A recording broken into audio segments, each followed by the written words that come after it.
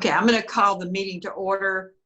This is the May work session for the Murray County Schools. Roll call, we've kind of called it, but I'll do it well. We've got Kristen Parker on, Betty Kinzer. Is Michael Fulbright on? Michael? No, ma'am, I don't believe so. There was discussion with Michael that he might speak with the county commission for part of the meeting today. David Moore is on, Nathan Atkinson, Will Sims, Denny Beaver, Chad Howe, Donna Morency, and Tommy Dudley is absent. So absent so far is Michael and Natasha and Tommy. All right. First order of business is use of facilities. I realize that's usually something we don't really look at, but we suspended that, did we not? Or is there an update about that? No, ma'am, we're currently in the same boat that I believe we were in 2 weeks ago when we brought this to you. Okay. All right. Budget amendments then. Board members, have you had a chance to look at that? If you have any questions, there are quite a few budget minutes. Some have been added as we go, and so I will entertain any questions that you have at this moment. I can't see hands up, so Chris, you'll have to do that for me if you're seeing everybody. Yes, ma'am. Any questions about these, or Mr. O'Connor, is he on? Mr. Beaver has his hand up. All right, Mr. Beaver, but is Doug Laconin on? No, but Schiffer Cox is here. Yeah, I'm here. Okay, good, because they have a commission meeting tonight as well. So, Mr. Beaver. Okay, thank you. It's BA 9127, talking about buying radios for, I think, Battle Creek. Okay. And I was just wondering, what kind of radios and how will they be used? I can get that information. So the reason that you all are seeing a lot of amendments right now is the office is starting our cleanup process. So a lot of the schools, since we shut down in March, they still had money left in supplies and travel and stuff. And so a lot of these, you'll see they're moving money out of supplies and travel to try to buy equipment that they may have needed before and didn't have the funds. And now because they had funds left, they're using it for it. But I can ask and get the purchase order. Most of these cleanup amendments that you're seeing, money moved from travel to equipment and stuff, is really actually a purchase order that was submitted to our office. But because there wasn't money in the line item, the principals or assistant principals requested an amendment to go with it so we could approve it, because the purchase order deadline was Friday, May the 15th. So all of this had to be approved before then for them to be able to even be able to open appeal, because they have funds. It's just in a different line. But Mr. Beaver, I'll ask the principal who requested this and get you the details. Hey, Shifra. Yes. Okay, thank you. I'm sorry to interrupt, but the only radios we use at school are the radios for them to communicate inside the school for safety. I don't know if Eric's on, if he can comment to it, but those are the radios they buy. Eric, are you on? They are, and they are the radios they're buying. We gave them, I believe, either 14 or 16 when we started the year last year, and that's in line with what we provide for schools. Robin. And if they want any beyond that, it's up to them to buy them themselves. Oh, okay. Well, there you go. Okay, thank you.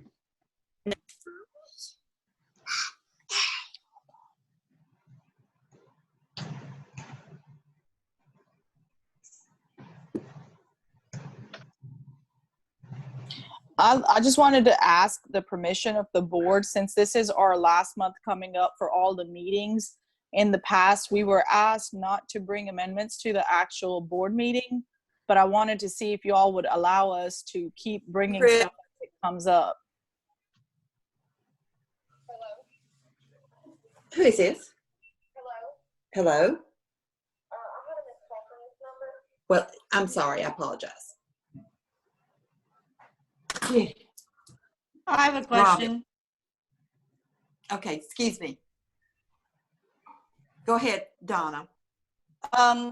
So the individual schools, the money that wasn't spent because they weren't in school, they can take that money and put it to purchase whatever they want to purchase with it. That's what they're requesting with these budget amendments, is use remaining funds from instructional material or travel and stuff to be able to most of these people are actually trying to buy equipment that they maybe couldn't have before. Because this is not BEP money. These are just district funds. But Dr. Marzak, you're welcome to say more. I don't have any problem with it, but do all of our schools know that they can do that? I know we've done this in the past. Now, our office did not send out an email saying you can or can't do it. We just sent out. That question wasn't for you. It was for Dr. Marzak or Dr. Woodard or whoever would be in charge of letting the principals know if they have any leftover money in their budget that they're allowed to use that for other items other than what they thought they had. I mean.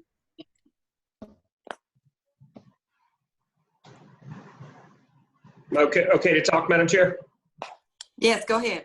Okay, thank you. Yeah, this is a typical activities that principals always do at the end of the year. They move funds around to buy things that they need or may not have been able to buy, but we can go ahead and send an email to remind them that they can do that.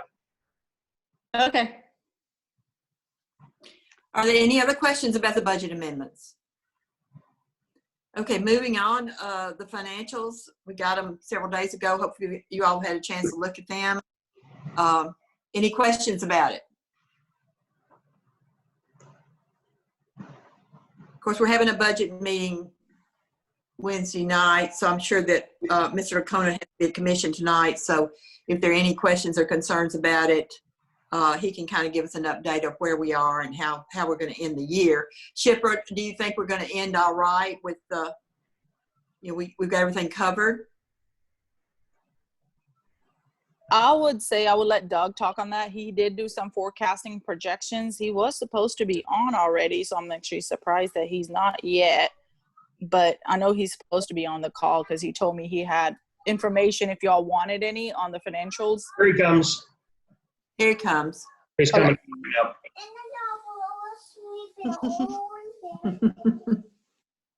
That doesn't sound like him. All right, he is.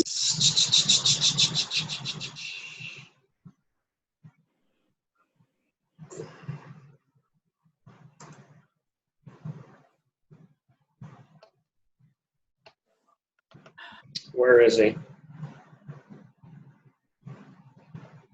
Hello. Hey, Doug. There he is. Oh, were you guys looking for me? Yes. Yes. Okay. We thought you could kind of give us an update of where we are here at the end of the year. Yes, I've got those financials. We're projected to be at about a $2 million deficit at this point in the year, based on April's financials. They're attached right here. I did a projection based on what we've already spent. The good news is that estimate is based off of us expending every single dollar that we have. And of course, our department heads are being conservative with that. And it's also us earning all of the revenue we've budgeted, which we've been conservative on that end. So that's kind of what we're looking at. If we spend every dollar that we have budgeted, including capital, then we should end up at a $2 million deficit, but I don't think we will spend every dollar that we have budgeted. Okay, so that's good news or okay news or wait and see news? It's okay news because as of last year, we had our audited fund balance began at 9.5 million for this year. And so our fund balance at the end of this year, if we do take a deficit, will be 7.1 million. And this is going to be information that's pertinent for our next meeting. Right. The good information about that is that our 3% test puts us at about 3.3 million that we need to have in there to be able to use fund balance to create a budget, which is important right now. So with that said, we should be able to take the deficit and be just fine. Okay. Okay. Well, thank you. There was a question about the budget amendments. I think Shipra answered that. And so ready to move forward. Any other questions with Doug on financials? Shipra has her hand up. All right, Shipra. I just have a question for the board. We were told not to bring budget amendments to the actual board meetings, but I wanted to request if we would be allowed to do that for this next coming up meeting with everybody trying to get everything turned in. we're trying to make sure we bring everything to you all. And since we don't have that many meetings left for year end, I wanted to see if that would be okay with the board to have us bring a few amendments if they come through from the, from the teachers or the principals. Last year we had to have a special call just for the budget amendments. So I don't object to you bringing them as close to time as you can for that first meeting. If other board members object, let me know. But as much as we can take care of before the end of the year, not have to have a call special. Chip they've been pretty good to let us know or let me know when they do have one and try to do it so that it's not the day of and then we ship her so that we can get them all on there. Did any of you all have any comments or problem with that? David Moore has his hand up. David? Okay, yeah. So as I've said in the past, I would prefer not to just because I want time to be able to review them. If you have to bring them, I guess we have to. I'd be more inclined if we needed to have a special call meeting at some point to at least have the time for us to review these. I just like, what I don't like is showing up the night of the meeting and they were added at 3 p.m.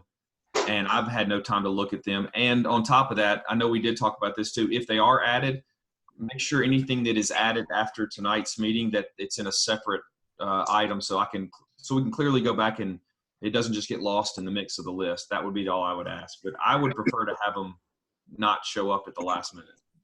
Could we have a cutoff date there, David? Maybe, by the weekend, at least that way, because most of you probably spend some time on the weekend looking at the agenda, that it's not put on the day of or that it's. I think that would be at least reasonable if they can go on before the weekend. That would at least give us a few days to review. That's what we've been trying to do. Sorry, Okay. Iskender, go ahead. Okay, then I would think this list of budget amendments will go on consent. So anything that you add would be on the regular. New we business. would know. We'll put it Okay. under finance for new business then. All right, sounds good. Thank you. All right, moving on. The next thing is AP courses, consumable parking fees, prom dates, and graduation dates. I think there's it's really funny. My computer's locked up, so I can't see it, but I know there was an attachment that had all of that. Is there any discussion?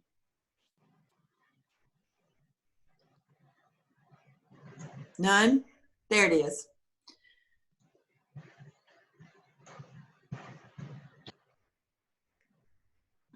With no discussion, then we'll put that on consent as well.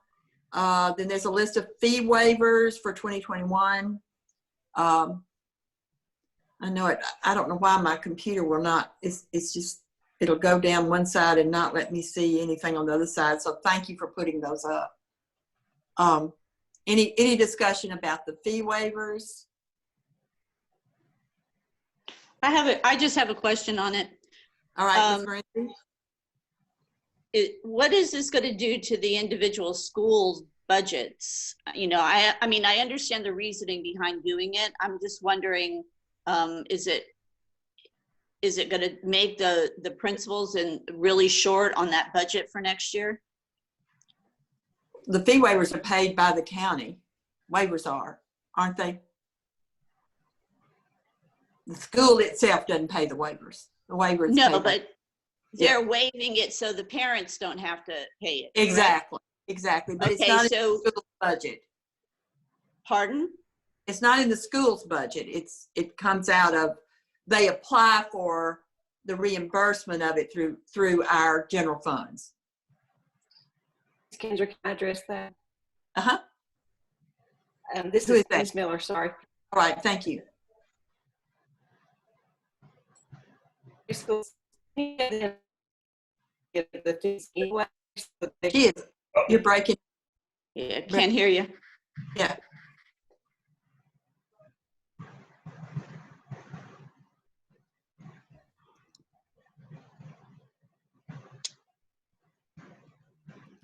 Here, I'll call her, see if I can get her on my phone.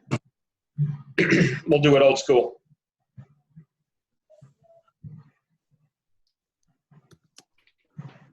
Well, I know some of the items that were on the, that they are waiving it, and what it was used to purchase, like paper and stuff like that. Who's going to pay for that if we waive those fees? You're for welcome, no problem. Okay, I'll get you on here in just a second. Hold on. Okay, are you ready? Okay, go ahead, Ms. Miller. Many of the elementary principals said that they didn't collect many fees anyway. Hold on a second. Beverly, mute your computer if you would, please. There you go. Now go ahead. It was muted. Many of the elementary principals said they don't collect any of it anyway, so that people not charging the fees this year. It's possible that we would like to be able to make. Oh my, what? Can you hear? I'll type it in chat. Okay, got you. So she's gonna type it in, and I'll transcribe it for everybody. So what she said initially was many of the principals at the elementary school level have had a hard time getting the consumable fees from parents. So they decided that it would just be fine if they didn't charge that this year and try to recoup that from parents. That's what she said initially. And I know she's typing here in just a second.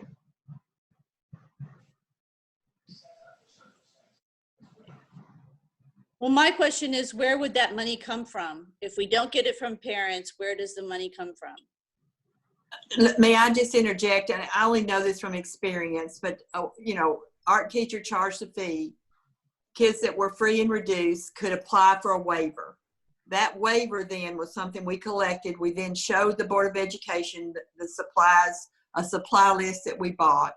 The Board of Education then reimbursed us for those fees. It didn't come out of the school's fees. It came out of the general fund. So it is a budgeted item. So it's going to raise what we need in the general fund. I don't know if it's the same, or I don't know if there's an addition to it. It's something that's been in the fund always. Schiffer has and then Marissa Massey. I just did you say I could go ahead, Dr. Marzak? Ms. Kinzer, Schiffer has her hand up, and then Marissa has her hand up. Massey. All right.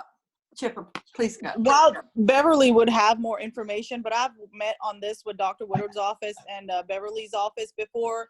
The voluntary pre-K program, the state funding actually, I think, allows us to do those reimbursements to school through the, once the reduced list is, the free and reduced list is collected by the schools, they turn them into Dr. Woodard and Beverly's office, and then they do their calculations and write checks back to the school. So it's pre-budgeted items that are provided under the voluntary pre-K program that's state funded. Okay. I think. Pretty sure, but I would like Beverly to, of course, confirm that all. Marissa Massey has her hand up. Marissa?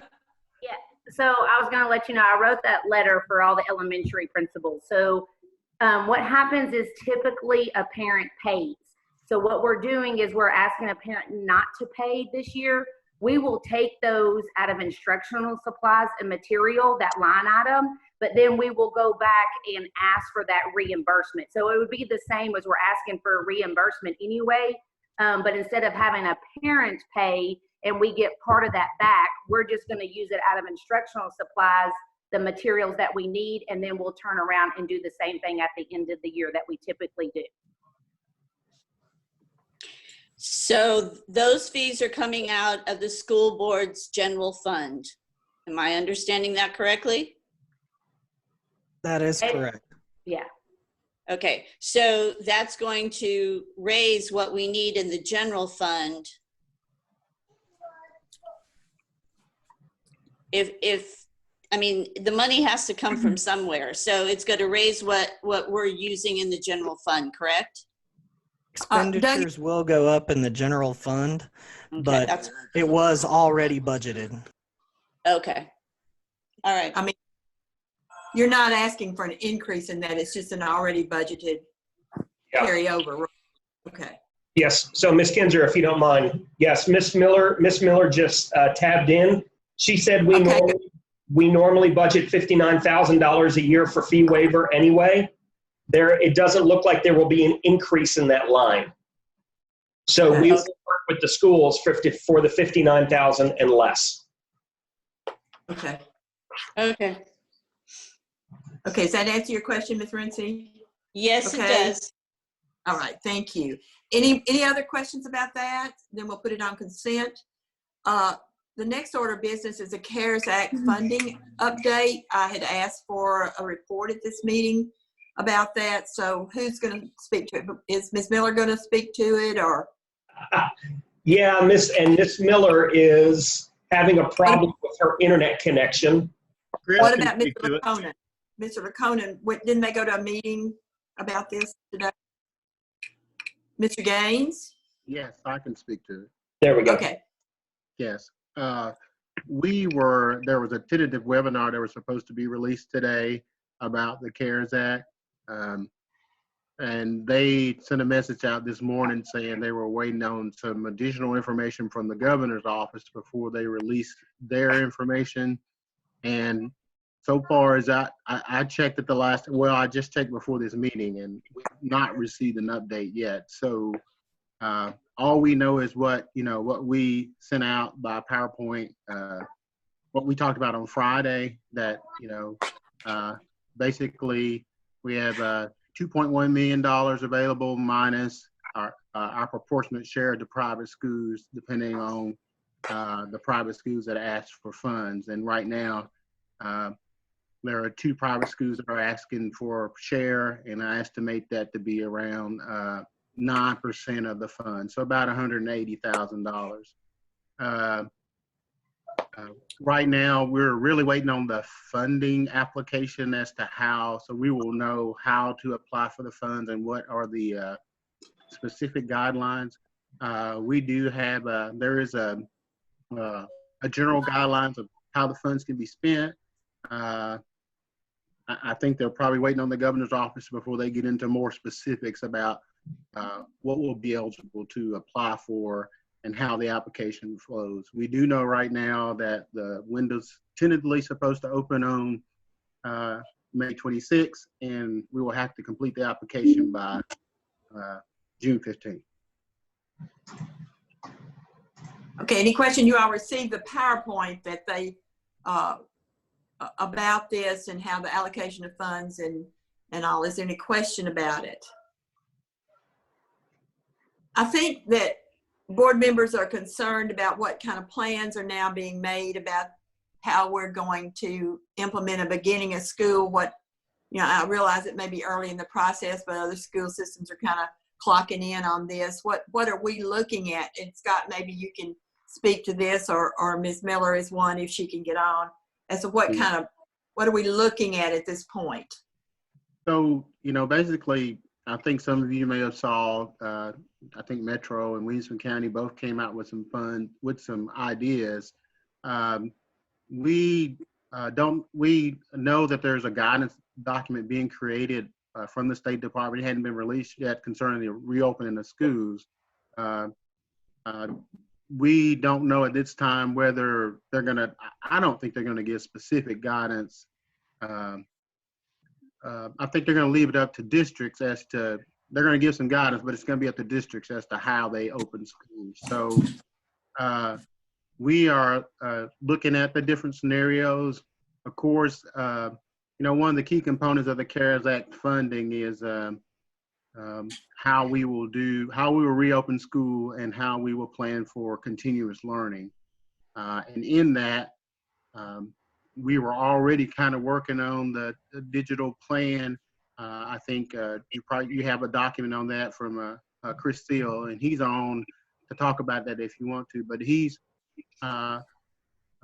together with he and Dr. Miller and Kara and some others, we have put together some scenarios to kind of, we had some scenarios together before we had the CARES Act funding, and then as the CARES Act funding came and with the general purpose of the CARES Act funding, we thought that the digital plan would be appropriate for you guys to see and kind of see some of those options.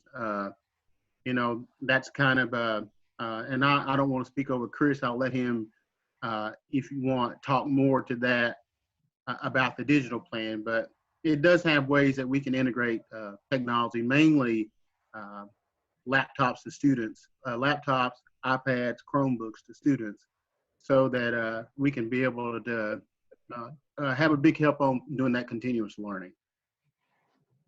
Ms. Parker? Okay, Dr. Ms. Parker? Is that what you said? Yes, ma'am. Okay. There we go.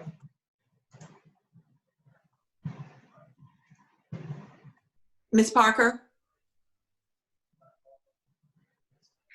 There she Can you goes. hear me? Yes. I was just wondering, I know the CDC had released kind of a general guideline of a process to open up schools, and it looked like it included things like temperature checks and things like that. Do we have any plans for how, or if we're going to be doing any of those type of things? We have talked about, we have tentatively looked at, you know, those the 3 or 4 scenarios. One, you're fully open, whether or not we're going to be fully open and have to have guidelines, and then in that, what are the components of that? I.e., do we have to have the touchless thermometers? What cleaning supplies?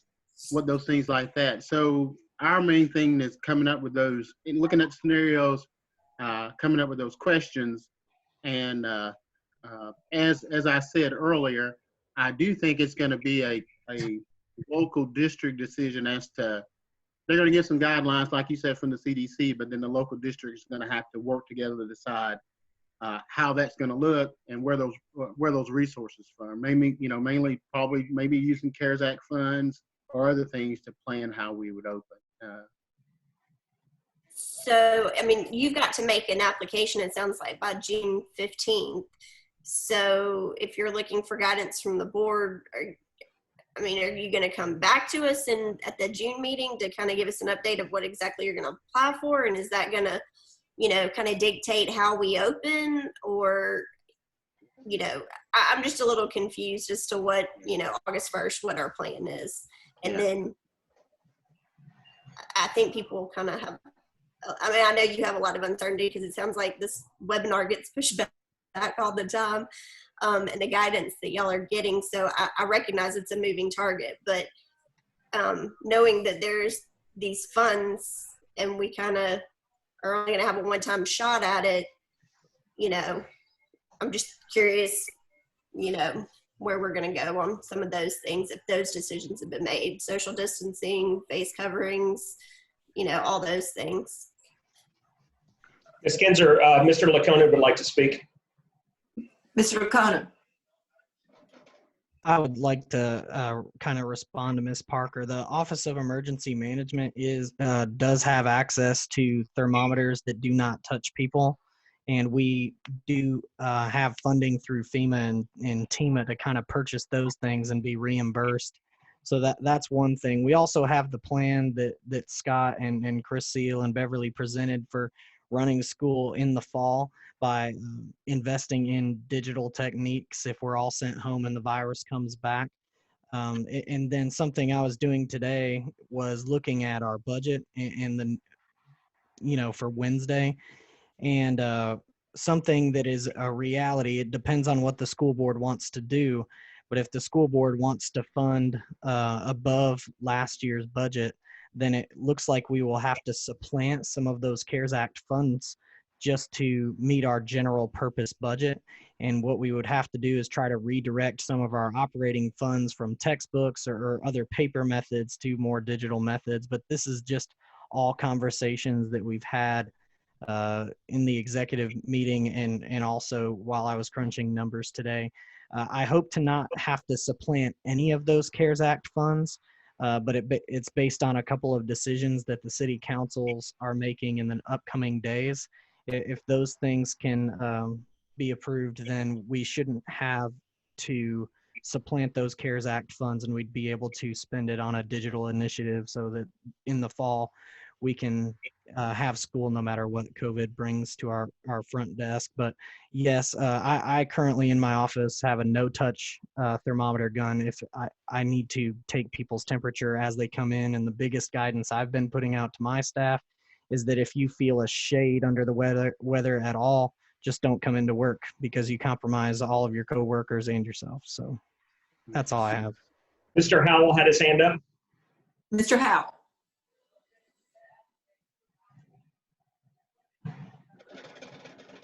Mr. Howell or Hall? So there you go. Okay. So I'm just curious with the CARES Act, is there anything addressing there in the CARES Act about trauma and mental health money that we can spend on that for our students? Mr. Gaines, are you aware of that? It's a specific bullet point. It's very broad about the different things that we can spend the CARES Act funding on. One of the things that came out of our initial meeting and discussion of the CARES Act funding that we looked at was that, as Mr. Lukonen had said, we're going to need some outside agency besides us, i.e. Office of Emergency Management, the County Health Board, and others, to kind of help us decide what are some things that we, just like Mr. Lukonen said, that we don't have to worry about purchasing as we open school. I think, we can look at the CDC guidelines and start to think about those different scenarios and thinking about what we need, but some things may be able to be funded in another scenario and not funded by the school system, which would allow us to devote more funds toward our continuous learning plan, which in my opinion is the intent and purpose of the CARES Act funding. But there's going to have to be a discussion of all those sides to look at. Here's what once we've kind of got some different scenarios, based on, hey, if we go to school fully, here's what happens. As per we saw the CDC guidelines, we saw some other guidelines. There are still some more health components that they're working on. I know Laurie Stanton is one of the persons that's on the advisory committee to the State Department is actually coming up with reopening school guidelines. So some of those things about whether or not all kids will be masked, whether or not we'll be checking temperatures, all those kind of guidelines are have not been defined yet. I mean, we can take the CDC and come up with some things like that we need to do. But in addition to that, like we said, knowing that we've got some other assets to draw from will help us plan where we can focus more of our funds to focus more on the continuous learning. I think sounds like continuous learning is going to be covered. We have that, but I'm just more concerned about students' mental capacity and welfare. Going through this, some kids are going to fare fine because, just face it, they have good households they come from. There are many of our students out there who are struggling just to meet day-to-day needs, and they've been out of school for this long amount of time, and now we're leading into summer. There's going to be trauma there, I think, personally, mental trauma that just has to be addressed. And it's going to manifest itself into discipline problems if we don't get ahead of that problem. Right. So that's what I'm curious is what we're going to do going forward that will help our students to become students again and become active learners. And that's just my main part. I don't know if that's going to be covered under the CARES Act. So like you said, there's maybe some possible other funding. Whether or not there's funding or not, we need to figure out how we're going to get these students help, whether with our current guidance counselors or maybe they need more training. I don't know, but that's what I'm concerned about. Thank you. Dave Hall has his hand up. Who? Dave Hall. All right, go ahead. I had a vendor reach out to me. It's the same vendor that we used to put the laminate on all the windows to make that safety factor in our schools. He sent me a demo, and he has technology now that, and this is just an FYI, that you can put a camera at the beginning of a lobby or something, and it'll pick up all the people coming through there and attach a temperature, a body temperature next to their image. And he asked if we wanted to have a demo, and I was going to reach out and see if anybody wanted to see that or wanted to attend. So I'll throw that out there, and you can get back to me on that if you want to. It's going to be June 2nd, 3rd, or 4th is what he has open. Just a thought. Yeah. Ms. Kinzer, I also have just got a text message from Beverly. She's listening in, but she obviously can't speak. She said that she's been talking to Ms. Carter, or the supervisor of counseling and mental health. She's going to be working on an MOU with a group that would provide us with resources to address the mental health needs of kids in our school in the fall. Oh, great. Okay, thank you. I appreciate that. Mr. Beaver has his hand up. Mr. Beaver.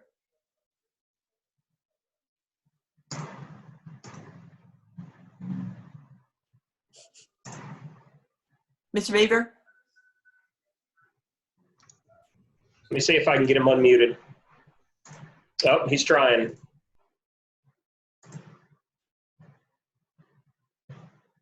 Can you hear me? Yes, sir. Yes. Okay, I guess my question would be to Mr. Perriman or Mr. Hall, because I know we've discussed this earlier in a few months of what we've been going through, is cleaning and sanitizing the buildings.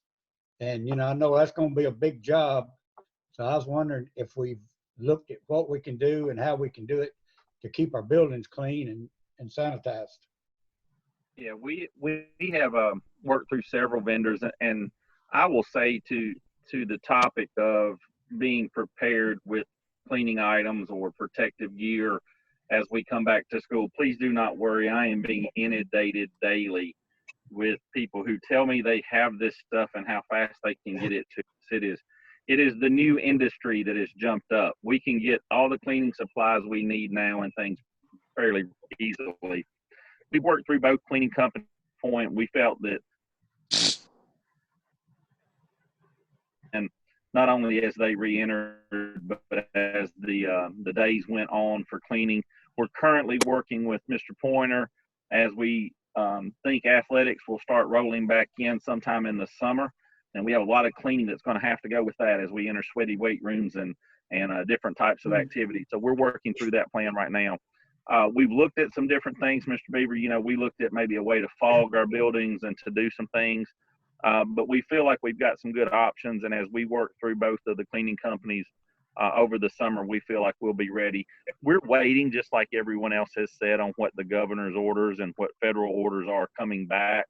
And we've tried not to jump too far ahead. We've had good discussions. We've just not said to anybody right now, let's go ahead and do that, because it may be something as we get to August is not enough, or it may be something as we get to August that is overkill, you know, as professionals say. But we're good on that. We're still looking at options, just like you went with Mr. Hall and I and looked at, and we're having those conversations. But right now, our big thing is getting the buildings clean for the summer and then moving through this athletic schedule, because we really feel like that's kind of a new grounds on cleaning buildings for us, because it's going to involve not just our cleaning companies, but lots of our staff. And that's something that I see that no matter when we return, whether the summer or next year, we're going to have staff become better patrollers of their areas and look at things. So we're working through how do we do that outside of people we pay to clean versus the people who just work for us. Okay, thank you, Mr. Sorry, go ahead. Any other? Okay, thank you, Mr. Beaver. Is anybody else have a comment? Mr. Moore has his hand up. Okay, I see that.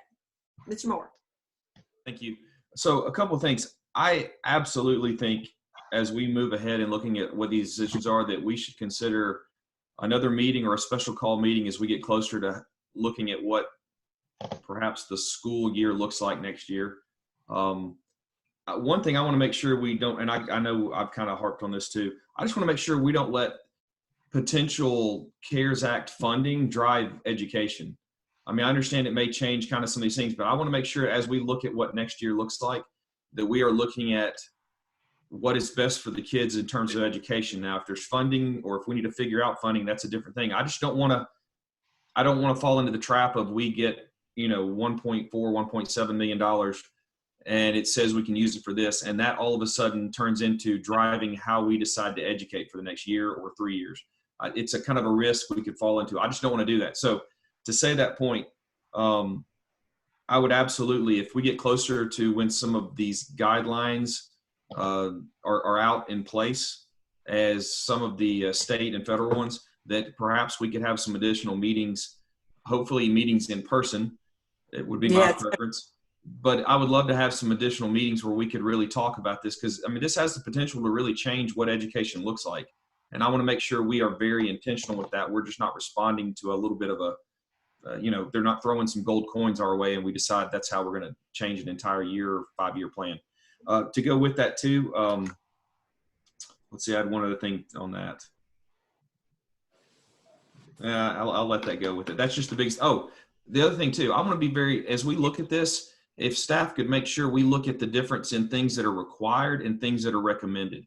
I know we talked about this the other night or the other day at one of the meetings. I know that the governor has made some recommendations, but that doesn't mean that is what we always have to do. I want to be very clear that we're looking at what all of our options are, so that as a board we can decide there may be areas we want to deviate slightly or radically from what some of the recommendations are. That just depends on what we feel is best for our county. So I just want to make sure we don't just assume when someone says that's a recommendation that we have to do that. That is a recommendation, not a requirement. Thank you. Chris Seal has his hand up. All right, Chris. Thank you, Ms. Kinzer. So I just want to share my vantage point from the whole situation, that technically speaking, I'm not sure if Ms. Kinzer shared the plan with all of you. I think she said she was going to, but in all honesty, that's almost a worst case scenario. So we've heard numerous times there's a chance that this is going to come back, or we don't start on time, or some kind of split schedule. And getting devices to being able to provide those devices to every kid creates more equity. Don't get me wrong, and I spoke to this the other day, that we only checked out about 380 laptops over the course of the past couple of months of the end of school, but that was not forced learning. So if we go into August and September and we're actually asking multiple kids to learn online or come pick up packets and trying to find a way to research those packets, it just creates a better equity. All these plans that were shared, but I mean that's hot spots, that's devices for all the kids, and like Mr. Moore just mentioned, I mean this may change the way learning's done. I mean there could be a chance to where testing is even done online with a moderator through a meeting or something, because there's been multiple. I mean, look at the way higher education has done it. They do a lot of theirs that way as well. So I don't really. I mean, I guess I do see this as almost a driving to almost get us to that 1-to-1 number. The plan had a number going forward if we were to keep that 1-to-1 number moving forward. But it includes training for teachers throughout the summer or the first part of August, however that works. I tried to make it as detailed as possible. It just, the equity piece is what I'm going to continue to try to sell it on.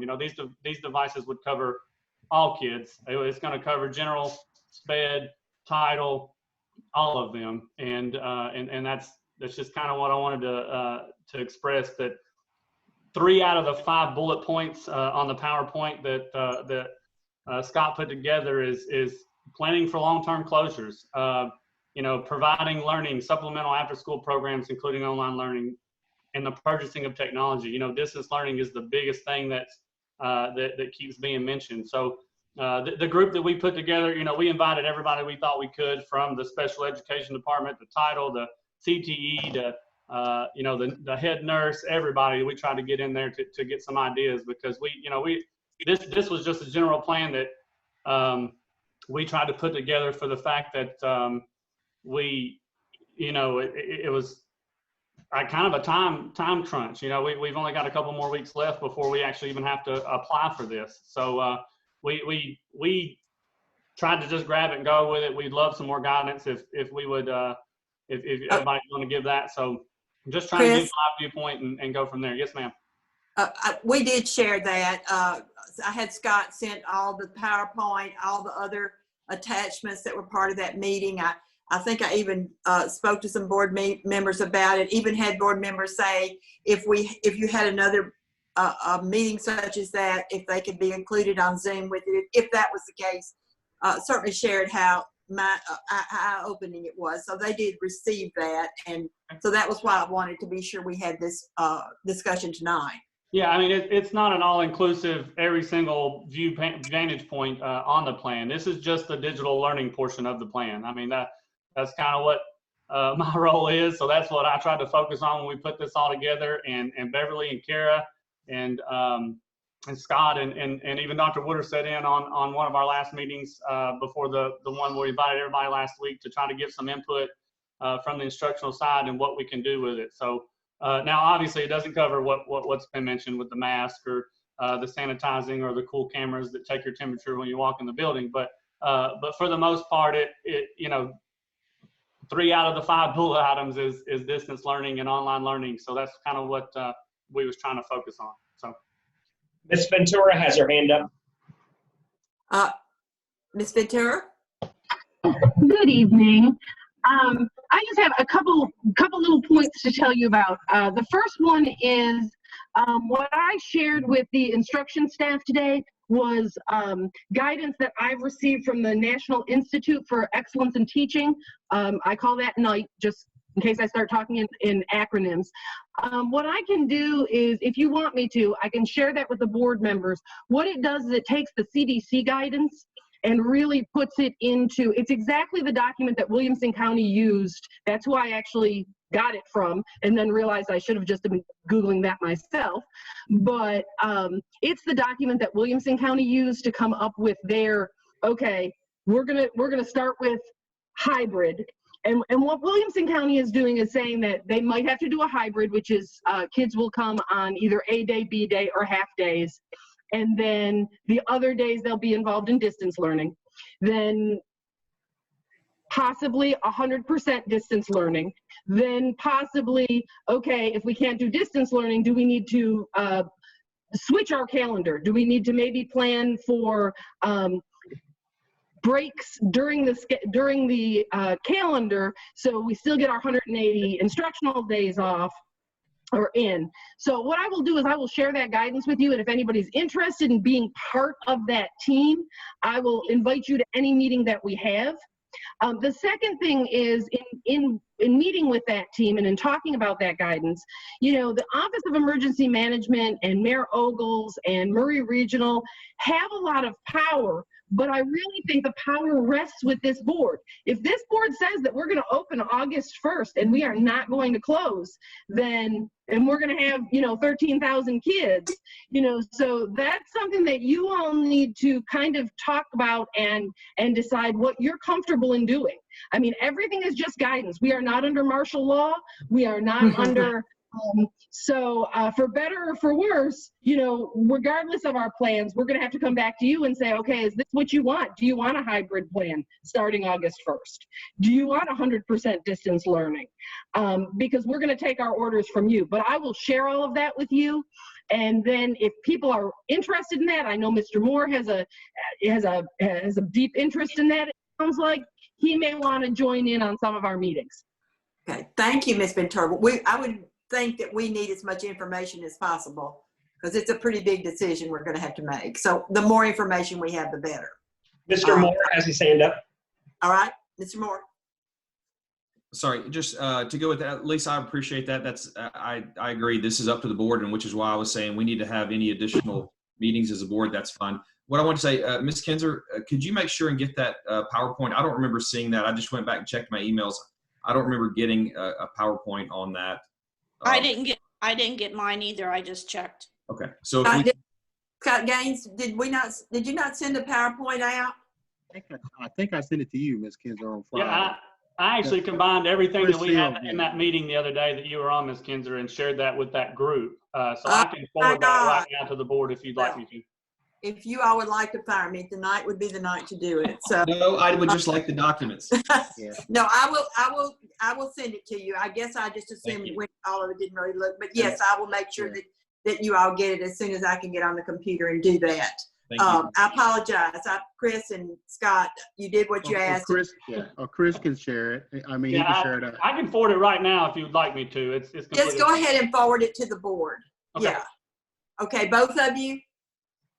Yes. Both? Yes, Chris is going to share it. Yeah. Okay. Thank you so much. I apologize. That's what y'all are dealing with here.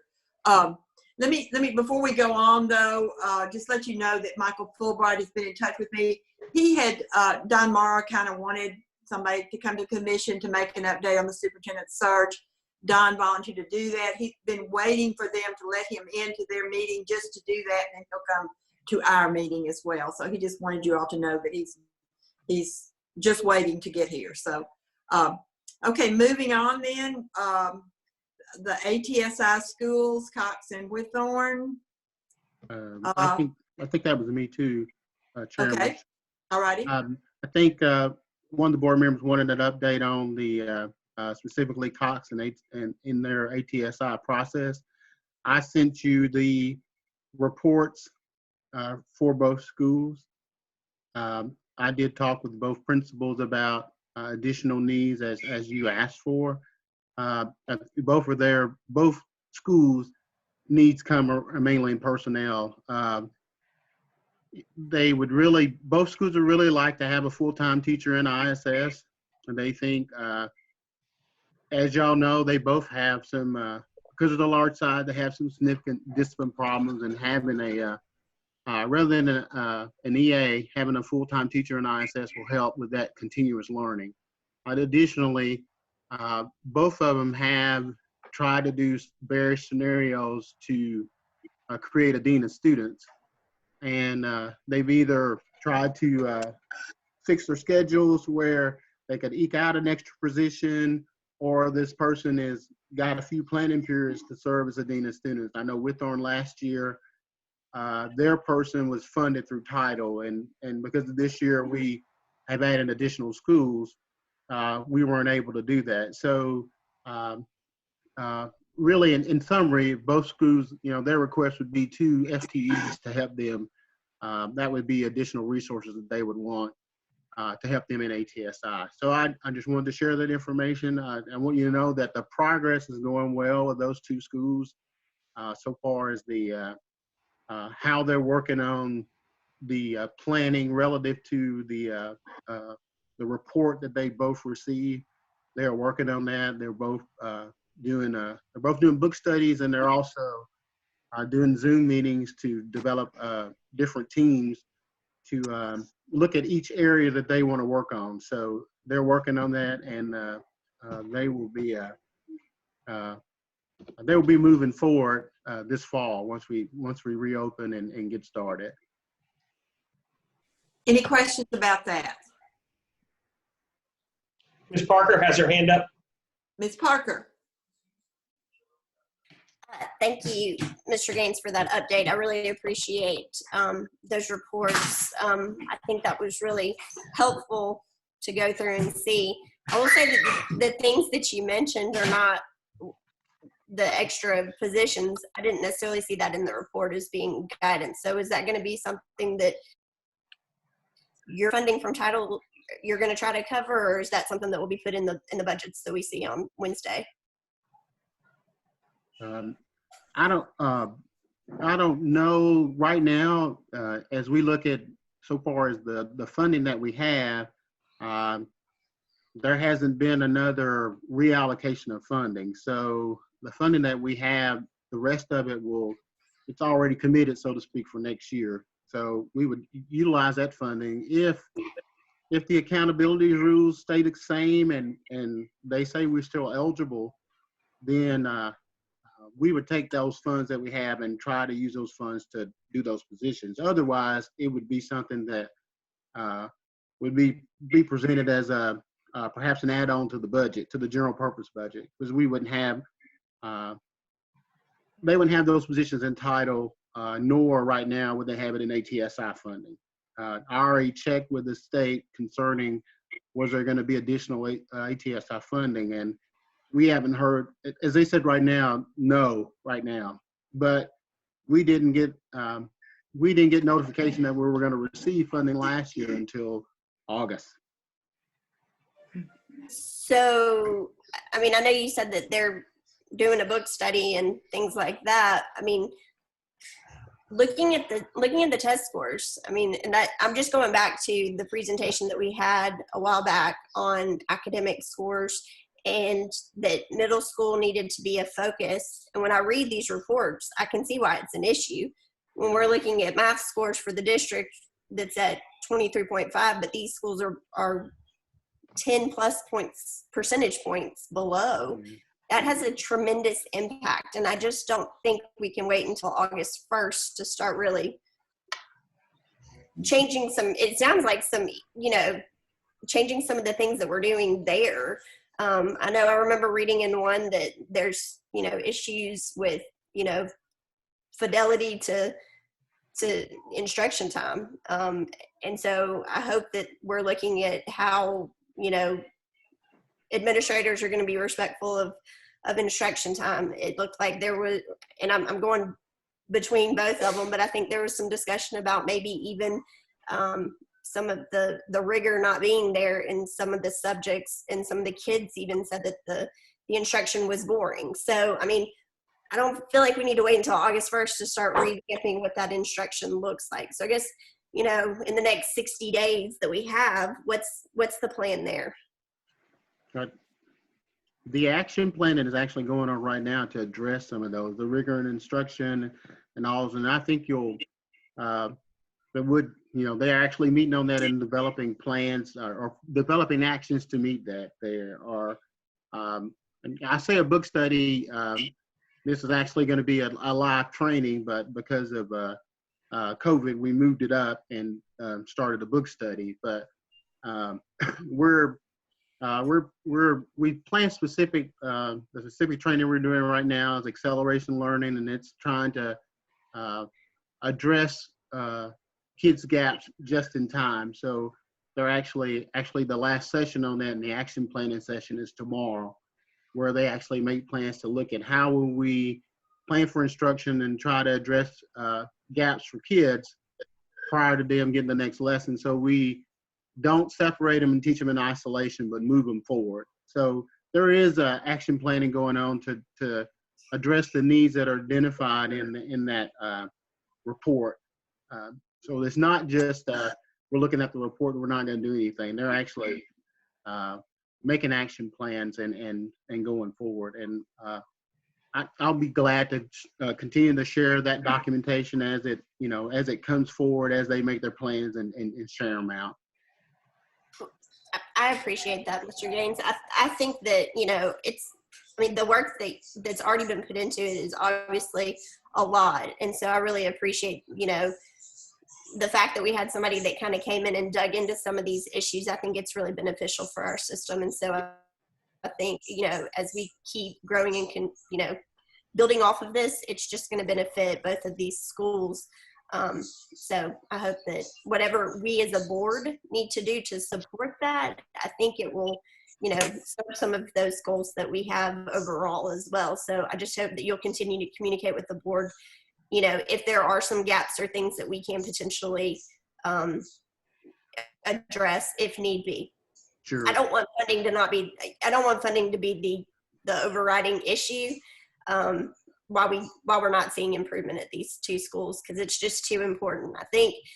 I love the fact that both of these schools had principals from the elementary school, from the high school, and just having that continuous progression between schools, I think is really important. And I felt like reading this that maybe at these middle schools, our kids were thinking, oh, well, they know it's going to be harder when they get to high school. And I just hope that we're really preparing them so that when they get to 9th grade, it's not, oh, wow, this is really hard. I wasn't prepared for it. And we're really looking at what we can do on some of those things to make sure that 9th grade at Spring Hill High School or at Central is not an uphill battle. Yes, just to add to that, our next training that's at the end of June is it's called Ready for High School Literacy. We're going to do one in June, and then Ready for High School Math in July. I'm sorry, and we've actually got the 8th grade teachers from the 8th grade ELA teachers from Cox and Withon. We're also going to invite teachers from the 8th grade teachers from the other schools, and then also 9th grade teachers that they feed. And so that way we'll have the opportunity to really look at what we're doing to ready kids for high school and how we can make kids ready. Awesome. Thank you. Mr. Moore has his hand up. All right, Mr. Moore. So, I mean, by the way, the documents are very insightful. I would agree with Ms. Parker on that. I'm still struggling with how, out of reading through those, that we get to the conclusion that adding the dean of students position at each of these schools is kind of the solution. I guess I struggle with that. Maybe someone can, not to be explained right now, maybe that can be explained later. I mean, I see a lot of points that, you know, organizationally need to be kind of, it seems like there's some strategy to be put in place, but it's a little concerning to me to hear that that's what it gets boiled down to is let's just add a dean of students, an FTE. I have a real hard time understanding how that is going to fix the issues we're talking about here. Just to briefly address, the administration has decided that the time dealt with discipline really has impacted their ability to be in the classroom more often. So they're just trying to look at ways, what ways can we help to streamline what we do with discipline. We don't want to we want to really look at discipline, but how we can streamline some of our processes in the way we deal with discipline that'll allow administration more time to be in the classroom. I think that's part of the dean of student thing. And then looking at how we can, with the other teachers, how we can maintain ISS seems more exclusionary right now. How if we had a teacher there would be more, kids would still continue to learn. Discipline is one of those big issues in both schools, and that was just one way they, if they were able to do that, that they could address some of that. Okay. I mean, I appreciate that. I guess, you know, my mind and the way I've been kind of looking at this lately, and again, I'm not an expert in any of these things, but it seems to me that focusing more on preparing the entire staff to deal with discipline seems like it would go a lot further than just trying to put a person in place to handle it. It seems very negative. Giving some tools to all staff to manage discipline as a school-wide thing seems like it would make more sense to me than trying to just having somebody that's segregating these kids back away and kind of putting them back down the discipline pipeline. Again, maybe I'm wrong, but that's kind of where, when I was asking about this, because I know I was one of the people that asked about it at the last meeting about kind of how I want to make sure we give these schools the resources they need. That was more along the lines I'm thinking of, really resources for the entire school, not just putting a person in place that kind of manages the paperwork. Well, and in addition to that, you know, of course we have, you know, there are two of our largest schools in doing capturing kids' hearts with that's funded through a disproportionality fund. So to your point, they are being trained on a school-wide approach to managing discipline and creating a more less exclusionary approach to managing discipline. Okay. I think, like I said, those deans of students were kind of, they could more focus on both parts of that and to allow the administration to focus more on instruction. Yeah. Thank you. Mr. Howell has his hand up. Mr. Howell. Thank you, Ms. Kinzer. Yeah, and I kind of agree with Mr. Moore here. I'm looking at more of what's causing the disruption and why. And then let's deal with that problem. And maybe it does take a dean of students. Maybe it takes something different. Maybe it takes a behavioral facilitator, something, because they're both very large schools, and they both have a lot of issues with discipline. And why? That's the question, is why, and how do we fix that? That's really more what I'm looking at. And you know, maybe the dean of students is what we need, but you know, I would rather have some sort of behavioral management program. Because quite frankly, I feel that some of these students they don't have that at home. They don't have that structure. And is that what we're supposed to be teaching? No, it's not. You know, we're supposed to be teaching academics, but unfortunately, these two schools specifically, they need that. They need extra help. And, you know, maybe the dean of students is what they need, but I don't know. That's what I'm looking at. Anyone else? Ms. Parker has her hand up. Ms. Parker?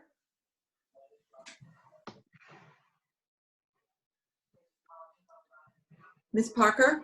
Sorry, I was on a meeting. I think these are all really good points. One thing, discipline is countywide. So if there's anything from a policy standpoint that we need to look at, I know from conversations that I've had with parents and teachers at some of these schools, I've heard that there are a lot of issues, and when it gets filtered up, maybe even to discipline, the disciplinary hearings, it's not addressed in such a way that there are consequences for actions, and that just breeds continuous discipline disruptions. So if there's anything from a policy standpoint that we need to look at, I would certainly welcome you bringing that information back to us so we can, look at strengthening those policies if need be. Anyone else? Okay, thank you. Great discussion. Let's. The next item is the FY20 consolidated application for the IDEA and ESEA. Is there any discussion of that? Dr. Marzak, do you need to speak to it, or just an approval for the application, correct? Yes, ma'am, that's all it is. Okay, without discussion, we'll move on. Capital projects, zoning and facilities, Mr. Perriman. I'll turn it over to you as to what reports we need to hear here. Okay. Yes, ma'am. Good evening. I'll try to go through this as quickly as possible. The only report we have on there for you tonight is the train report, and it's just an update of projects that we are currently working on and that we will be working on into the summer. And it's just an FYI for you. We did not put a board update on there tonight simply because it was a Zoom meeting, and we're trying to be, pretty fast and not take up too much time with you guys. But just so you know, we have had what I think may be the final. We may have one more meeting on the Battle Creek projects, and we will wrap them up completely here within the next couple of weeks. Hopefully, we went through athletic facilities and actually did a punch list and had some things we wanted them to go back and work on for us, and they are doing those. I was up there Saturday, and those are coming along nicely. So that's just an FYI for you. And then, Ms. Kinzer, the next thing we're ready to do is just move right into the actual items that are there for discussion. The library carpet replacement at Riverside and Baker. Yes, ma'am. Yes, ma'am. And those specifically, we've put a new floor in Baker everywhere, but in the library and the office is in good shape. The carpet in the library is starting to fail, and we also have carpet in the library at Riverside that is not starting to fail, that has completely failed. And we actually think it's a hazard, a trip hazard, and a danger to the school and to the students there. So we've gone out and we've decided we would like carpet back in those two areas just because of the activities that take place in there. And we have this bid for this. This comes out of capital funds out of 177. Okay, any discussion? Okay, seeing none, then we'll move that to consent. Battle Creek funding? Yes, ma'am. This is actually an issue we've been dealing with for a little while. When the furniture was purchased for Battle Creek, specifically for the elementary school, there was a mix-up in the amounts of money in a contingency fund that was there, and this was actually overspent. We were able to correct part of that and go through and make sure everybody was on the same page, but we have this outstanding balance right here with Ernie Morse of $95.79.11 that we have worked with Mr. Luconan's office on how to pay, and we're actually going to use some funds. This is actually, and Ms. Cox has been texting me and emailing me, this is the wrong line item in our memo here. She has the correct line item. We will correct that with her tomorrow and have that corrected on the board agenda. But we worked with Mr. Luconan's office on how to pay this. This is furniture that was actually purchased, and they just purchased too much back at the start of the year. So we just have a balance to pay. So how are we going to pay with Miss? Where is that coming from? What we we actually went to Mr. Lukonen and we got guidance on bond money and how we can fund this. And what we are doing with this one and then with an ESA bill is we will liquidate the ESA bill for McDowell where they did their architectural fees, and then we can actually use the money left in that account to pay for this furniture at Battle Creek. And we worked specifically with him on how to do that and was that allowed since we did know there was money left there and we were not moving forward with McDowell architectural fees at this time. All right, so anybody have a discussion about that? Okay, with no discussion, we'll move on, move that to consent. The next is fencing at Spring Hill Elementary School. And at Riverside. Go ahead. Yes, ma'am. This is Safe Schools money, and this money is actually money that came back to us because of the Tinsboro conference being canceled over the course of the summer. We were able to go in and edit our application with the state, and we actually came back and we have 3 schools that are recognized that we need fences around elementary playgrounds. 2 of them are Spring Hill and Riverside. The other one is Baker, and with the current golf course project going on there, we have to kind of get that finalized before we know where the fencing needs to be. We will do that next year out of the Safe Schools grant. But we freed this money up, and we're going to re-fence the playground at Riverside, and we are going to actually fence the playground at Spring Hill Elementary. How is the golf course project coming along? It is coming. Phase 1 will be finished soon, and Mr. Pointer and Mr. Hall are working, and we're going to have an MOU in place before we complete phase 2. But phase 1 should be done here in the next little bit. Okay. All right. Any questions about this? Anyone? Any comments? Hearing none, we'll move that to consent. Next is a boiler replacement at Central High School. Yes, ma'am. This is in the CTE building, actually in the shops, the auto shop and the wood shop.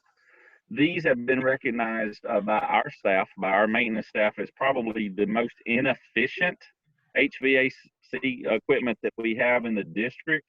They run real well, but they really turn a meter when they run. And we are at a point now where if they fail, we will not be able to repair them. And so we've worked with them, with our staff and also with Train, and we feel like that this is a good time to come in and get those replaced over the summer and have them ready for next year. This also is 177 money that comes out of the bond money. Okay. Any discussion about that? Questions? Discussion?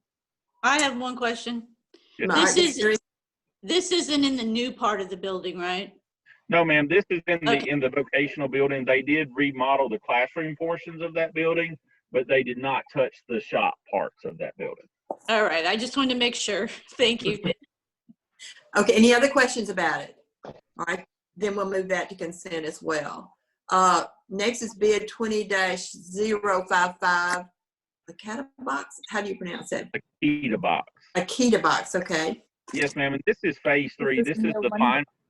This is the final phase of our project with the Akita box. And if you have specifics about how it works, I'll defer to Mr. Hall. But basically what it is, it's a software that we can come in and we tag every single piece of equipment in our HVAC unit to anything that functions. And we put a barcode on it.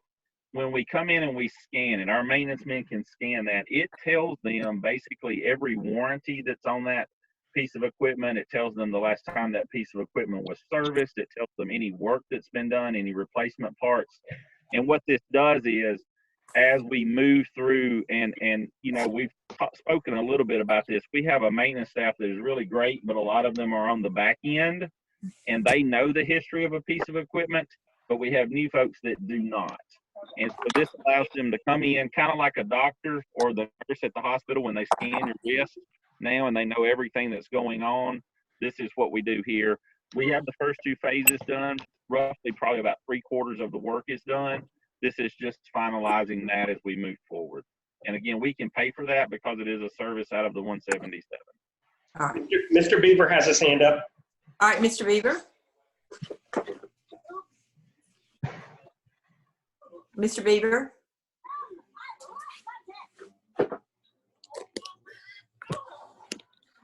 Hold on. There you go. Mr. Beaver. He's trying. There you go. How Mr. about now? Go ahead. Okay. All right. Mr. Perriman, on the Akita box, how is it? How does it operate compared to the facility dude software that we bought a few years ago? Yeah. Through School Dude, we have the ability, we're actually going to eventually have the ability to merge the two. But through School Dude, what we do is that's where our work orders go in. That is where we track the work that we're doing. KeyToBox is more of a specific equipment piece where you can go in and you can look at a generator, you can look at an HVAC unit, and it tells you specifically about that piece of equipment. Whereas School Dude comes into what work are we doing on a daily basis. It's how we track what our maintenance men are doing, and it's how we track how building to building we function, and as we go through what we're being equitable, how we do our things. So, and we also track our PMs and things through there. The difference is that a KeyToBox specifically works with the equipment, whereas School Dude is more of what the humans are doing. So basically, if I understand it correctly, is the Akita is monitoring all this equipment. It's an instrumentation package. Yes. Ms. Hall, I'll let you speak. Yeah, let me jump in on that. And those are great questions. The School Dude really was the tool that we used to implement and produce our preventative maintenance program. Right. Tells our maintenance guys, every 3 months we need to check this, so it has a line item by line item pop up every week for those guys. The thing that the Akita box software does, the main difference is it maps it. So they come out there, they take pictures of the equipment, they drop a pin on a map that they've created that they've gotten from our CAD drawings. And the reason why I felt this was so important a couple of years ago was we've got a lot of intellectual property in the brains of our guys, of our maintenance guys, and a lot of them are going to be retiring here shortly. Be careful now. Okay, retiring here tallly.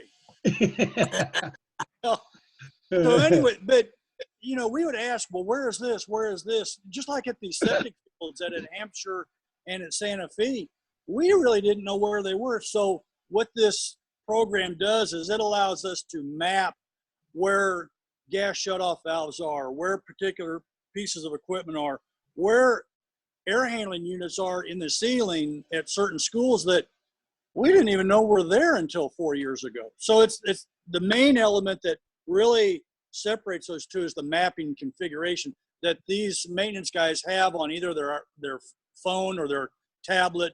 And it's allowing our new guys to know where this stuff is. Okay, all righty. Thank you, sir. Anyone else? Okay, thank you. We'll move on to the bid 20-047 seal coating and stripping and parking lot of Spring Hill High School. Yes, ma'am. Mr. Hall went to this bid opening last Thursday. As you recall, we expanded the parking lot at Spring Hill High School last year by 300 spots, but we did not work on the upper lot. And it's in quite a bit of a need of work as far as sealing, and then also as part as restriping to match the lower lot and kind of moving how you flow around that parking lot to make it all match. And so this money had been there. It was waiting. We held on to this and we had not completed this because we were not sure if we expanded Spring Hill High School, how that would impact traffic flow and how it would impact the parking lot. So now that it kind of looks like we're on hold maybe on that project, at least for the short term, we don't feel like the actual parking lot can go another year without being resealed. And we really need to work on the traffic flow up there and make all the parking go one direction. So we went ahead and opened the bid. This was the bid that won, and Mr. Hall did open this last Thursday. Any discussion or questions? Mr. Hall has his hand up. All right, Mr. Hall. Oh, I'm sorry. I need to drop it back down. That was from the previous question. There we go. Okay, anyone else? All right, then we'll put that on consent and move forward. The next on the agenda is the request to name the baseball field at Mount Pleasant High School. Yes, ma'am. I'm going to let Mr. Pointer speak to this item. All right. Mr. Pointer. There you go, Chris. Go ahead. All right. Good afternoon, everyone. If you recall, a couple of months back, brought before the school board a request, or just in a discussion, the renaming of Mount Pleasant High School field to name it after Coach Eddie Basham, a legendary coach. And I just wanted to kind of start that as just kind of a reminder. The board asked, at this time they were not going to kind of deviate from policy. So we have prepared the packet of information that you have in front of you per policy, which is to be voted on in the month of June. And so without going into any more detail, I will turn it over to Assistant Principal, Mr. Eric Hughes at Mount Pleasant. He should be on the call, and I can let him go into some more specifics and more details about the naming of the field. Okay, Mr. Hughes. Yes, ma'am. Thank you. Good evening, board members. This was an issue that was brought to our attention by several of our citizens from Mount Pleasant some time ago. So after speaking with Mr. Pointer and trying to follow the board policy, on April the 23rd, Mount Pleasant High School held a virtual facilities naming committee to discuss the naming of the baseball field after Coach Eddie Basham.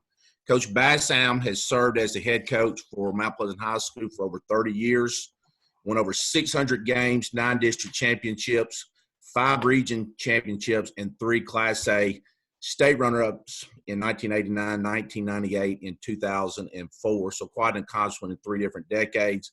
Coach Basham was also very instrumental in raising the funds, planning out, and actually physically helped build the current baseball field.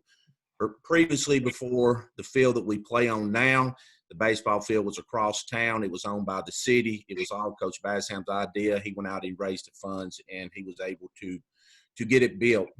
Coach Basham actually came back a couple years ago to help us out in a pinch. We had a coach that quit on us after the first day of practice. We went to Coach Basham, and his loyalty to his community and also to the Mount Pleasant High School, he was able to come back and give us 2 more years. He is now retired from coaching. As a former player for Coach Basham, he is respected by all of his former players. He was a coach to hundreds of young men in the Mount Pleasant community, and I truly feel that this is an honor.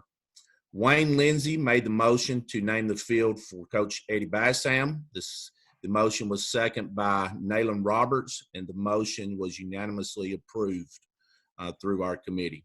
Thank you. Mr. Moore, stand up. Mr. Moore? Yes. So I know one question. I think there was, if we were to consider this, and I know we talked about this, and by the way, I appreciate this being brought back as per policy. I do appreciate that.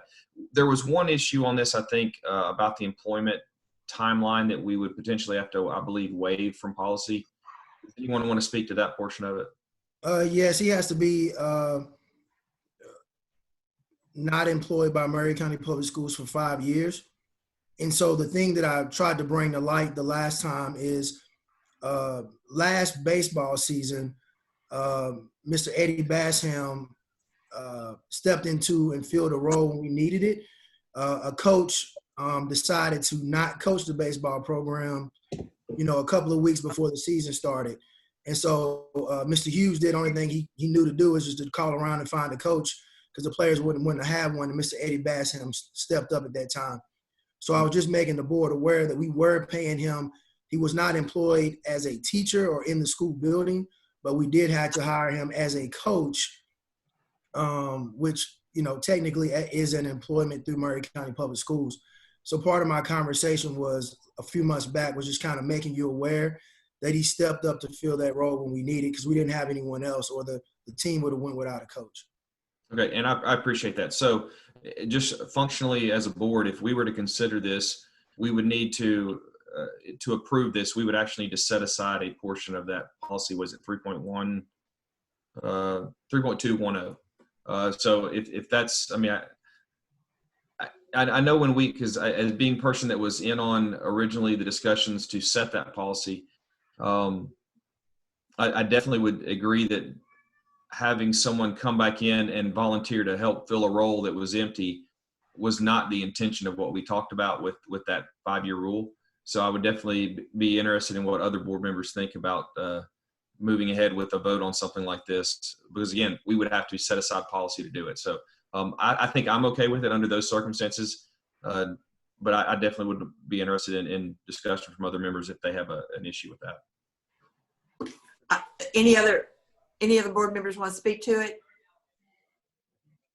I don't have a problem with it. I've known Mr. Bassam as a coach years ago. He retired. He came in and volunteered at a point. I think that as a board, that to waive the policy, I think I think it would be the best thing to do in this, and to carry through with this as they've requested. Anyone else? Betty, can I ask a question? Yes, Ms. Morency. How long was Coach Bassham gone before he came back, before we recruited him to come back and fill that empty space? I believe it was when he retired in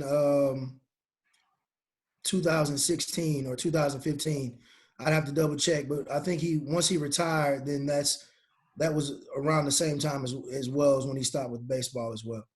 And so he came back last year after being retired for a period of time from baseball and from the school. Okay. Anyone else? Well, it would seem to me that we'd have to include in this a motion when we bring it to the meeting, a motion to waive the policy as we vote on this. Is that the way you would see it, Mr. Moore? I would agree. Okay, so we'll bring it back. It won't be on consent. I think we would need to, I guess it could be on consent, but maybe we just have it under new business, and that part of that would be worded to waive that policy. Chair Kinzer, if you don't mind, and this is just a preference of mine, anytime we waive policy, I would prefer if that wasn't on consent. I didn't put it on consent. Okay. I said it shouldn't be on consent. Oh, sorry. Thank you. Okay. Anything else? Any other comments? If that's okay with you, we'll bring it back that way, and hopefully we can take care of it. Chair Kendra, I do have a question. One more thing. Okay, Mr. Howell. And when we do make the motion, I'd like for, when we waive the policy, have in the motion the reason we're waiving the policy, not just we're waiving the policy, Right, I think that's to show the extenuating circumstances, so that in the future, if this situation comes up and there's a different situation where someone didn't qualify, then they can't just say, well, you waived it over here. Well, we waived it because I won't remember. But if we can have that in there, then we'll remember. So, well, one thing you need to really think of here is a coach, if he's paid a supplement, that's all he's paid. He's not accumulating sick days. You're not paying benefits. It's not salary. It's not going toward his, any of that. It's just that he's volunteered to just do that job. It's almost like a contract situation.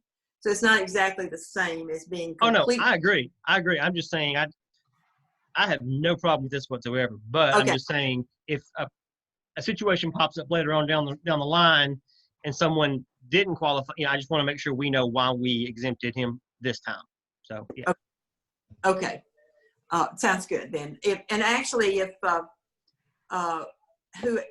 who brought this forward here, if we just make sure that as we put the policy in it, that we give some also a reason why.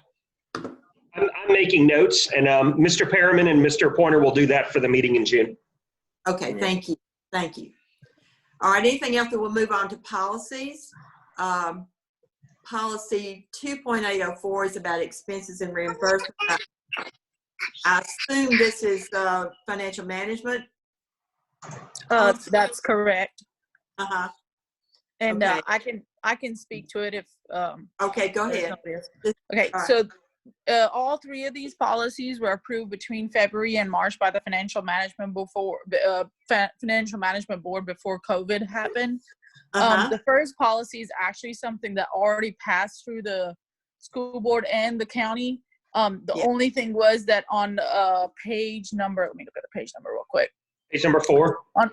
On page number 4, it said 2/3 before, but it needed to say 3/4 and 75%. So that language was changed because it said you would be reimbursed for 75% of your travel on the day of travel, but then it didn't say the correct percentages or something. So anyways, that's the only lingo that was changed on that one. All right. And policy number 2.200, most of it was just changed to take out where it said superintendent of schools to just say Murray County Finance Director, because it's all about budget. And then the due date was added of something to be presented, like something to be given to the finance director by May the 1st. And I think that's just something that we've been doing since last year, and this year it just wasn't written in policy for budget prep. And then policy number 2.902. Now that one's brand new. That was created, actually I think Doug had actually attended like 6 months ago, a meeting with assistant principals and principals and stuff. And they had wanted to be able to accept cards as credit cards as a form of credit or debit cards as a form of payment.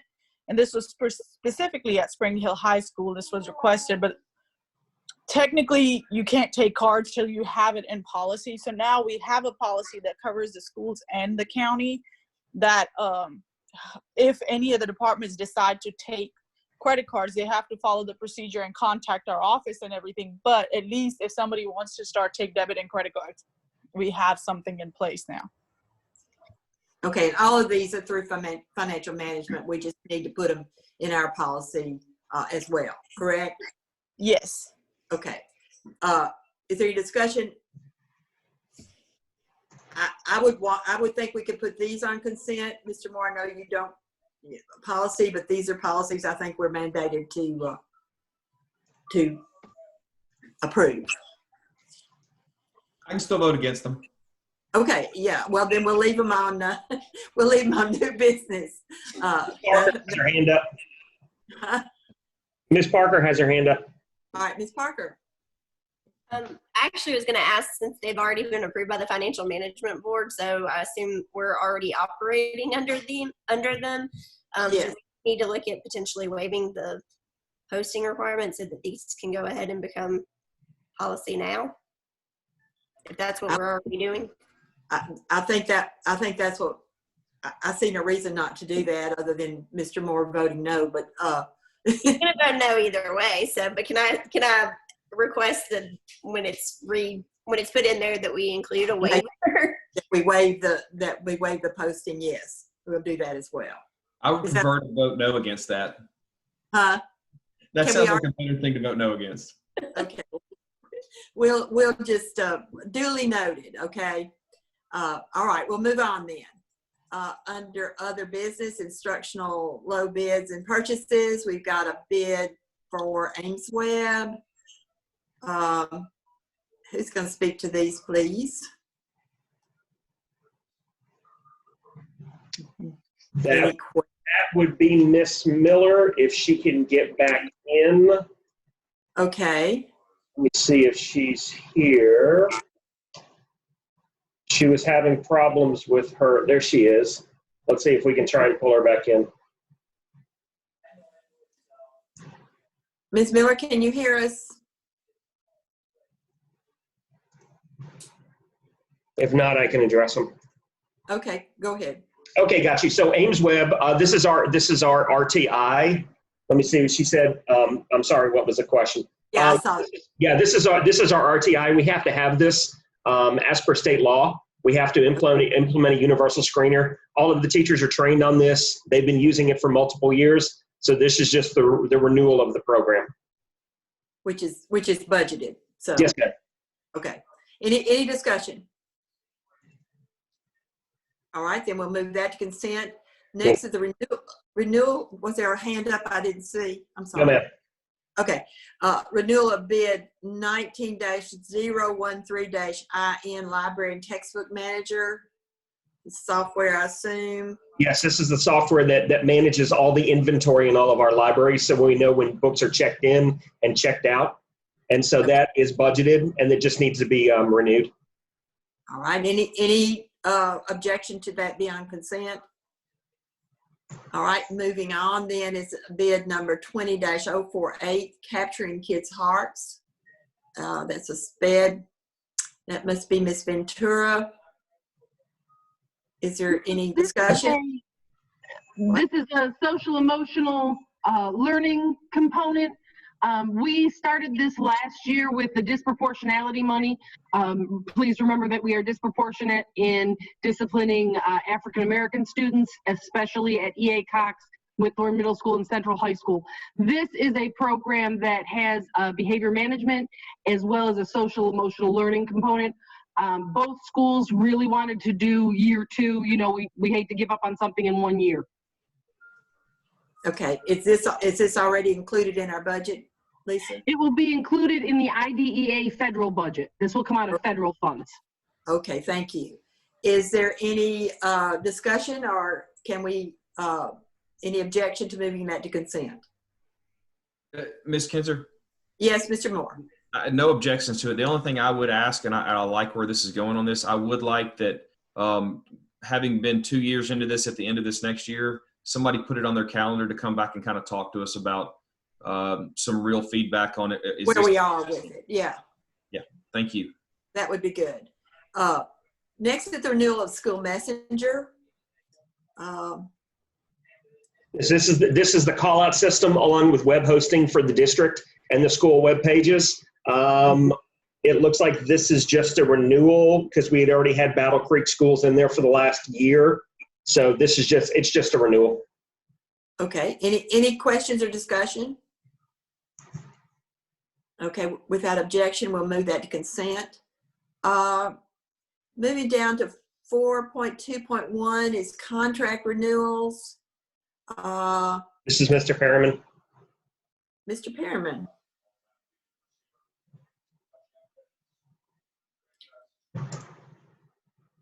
Mr. Perriman, I'm looking at what's in red there. Can you hear me now? There you go. Yeah. Go ahead, Eric.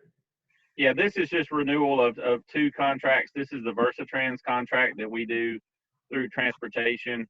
And then also it is the water treatment where we have to have our water sources tested to make sure everything's okay. And that's just the renewal of those 2. They are existing contracts and they are budgeted for. Okay. Any discussion about that? Then with no objection, we'll move it to consent. The next one is the purchase of teacher devices, phase 2. No, ma'am, we have school nutrition contract renewals first. My computer went crazy, so I just kind of skipped to the wrong thing. Okay. So school nutrition contract renewals. Mr. Parkhurst has contract renewals the same as everything else. This is budgeted for. This is just the vendors he will be purchasing through. All right. Any questions or discussion? Seeing none, we'll move it to consent. Next is the purchase. Now we're at the purchase of teacher devices, phase 2. Any explanation or discussion? See where Tommy is. He's on here. Hey. Let's see here. Go ahead, Mr. Skyler. This is actually a Chris Seal question. I can speak to. He would be able to speak. Is he still on here? I'm here. Yep. There you go. So when we made the budget amendment last year to pay out the Lenovo leases, we had some remaining money that was told for us to worry about getting some teacher laptops since we're still working on some 12 to 13-year-old desktops. So we made the purchase for $180, which was approximately about a half of what we needed to get every teacher a laptop, and was told original plan was to go try to find some interactive panels or some interactive projectors, something along that lines. And So we put the teacher devices in capital budget for next year, 1/3 of the teachers. So we get on a 3-year rotation. I reached out to Doug and Schifra to find out if they thought that would get approved. They both told me no. So we instead decided to use that money instead of panels to purchase laptops. Again, in worst case scenario, in case distance learning it comes up about in August, we have more teachers with laptops. So that's what this is. The remaining of this money is being used for. All right, any discussion? Okay, seeing none and with no objection, excuse me, Ms. Morency. Sorry, I was on mute. So Chris, does that get all of our teachers set with their laptops? The tricky question. So this pulls us back to CARES Act funding and what depending on what we do with that. But if we borrow, we were told 2 years ago to get all of the laptops, even the ones that were allocated for teachers, out of the warehouse during the way we were handing out diploma devices at that time. And some of those actually went to a couple of middle schools for testing, and those middle schools kept those devices. So in hopes that some of the CARES Act money is spent on devices to offset the ones that we would take from those middle schools, yes, it would. But technically speaking, we'll be about 65 short based off how many have them now and what these 317 get us from the last board meeting and this one. So it just all depends on what we do with the CARES Act money. It's hopes that we buy some student devices and then we can reallocate those. So to a long way around answer your question, I guess that's kind of where we're at, about 60 short. 60 short. Okay, thank you. All right. Any other discussion? Mr. Howell has his hand up. Mr. Howell. So just to clarify, if we do not use any CARES Act money, we're still 65 devices short just to fund teacher devices. That's correct. That's correct. I mean, we could possibly again those previously allocated Lenovo's that were originally purchased for teachers. I know there's a lab of I think 30 sitting over at Whitthorne that we could use, but that means we're taking them away from that lab setting for students at Whitthorne with nothing to fill them if the CARES Act money doesn't get spent for that. So a big long discussion I'm more than willing to have again at a special call like I mentioned earlier to talk about the use of not needing a lab if every student has a laptop, so on and so forth. But that is correct. Well, I mean, the biggest thing is, you're asking a teacher to come to work basically without a desk. Or without a chair. A computer it's that integral. So, without that, they can't take roll. They can't, do a lot of classroom functions that we use. So, I think that this is an important thing that if we don't use CARES Act money, we find money for 65 laptops so that our teachers can have basic tools. So, I completely agree. This is half the price of the cost of what we were paying on the previous Lenovo's. So we try to find a middle ground to where we're giving teachers still an adequate amount of power in their laptops. So I completely agree. So it just depends on, maybe that's something we do with that CARES Act money is we make sure that we get those 65 in there for them if nothing else.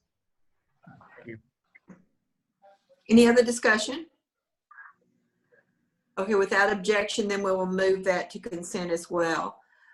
Next is diesel fuel. Yes, ma'am. Go ahead. We opened this bid on Thursday.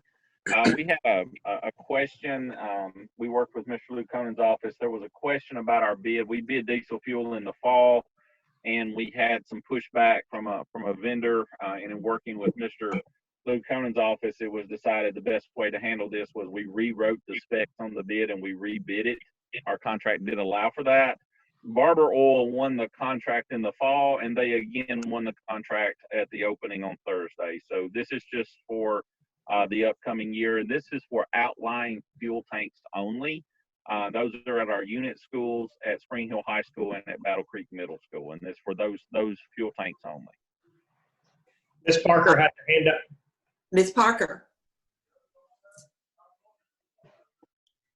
Mr. Perryman, I don't know what the cost difference is, but can you explain, because it looks like with Columbia Oil, the per gallon price is cheaper, but then there's a tank fee. When you did that out, was it more expensive, I assume? Yeah, his per gallon is if you buy it there. So if we took every bus to Columbia Oil, it's 14, I think 5 above wholesale. I think he was 28 something or 25 above if it's the tanks. But this bid is purely for delivering to our tanks. Okay. So he was cheaper if you go to him and buy it, but to deliver to the tanks, he was more expensive. Okay. And then as far as Barber Oil versus R&R, it looks like they're both the same. So they were, and we've made that call. We have dealt with both of them in the past.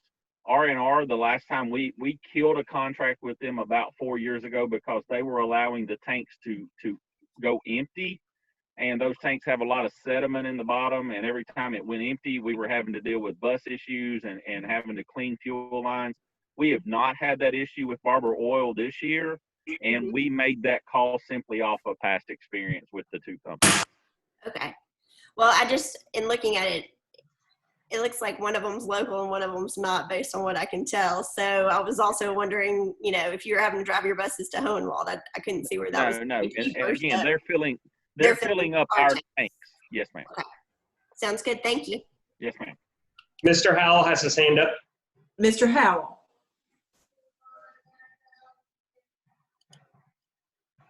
No, that was from last time. I'm good.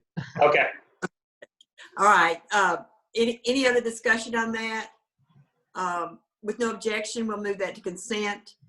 The next item is the bid number 20-049 copy paper. I see it's cheaper this year. Is this copy paper for the whole county? And then,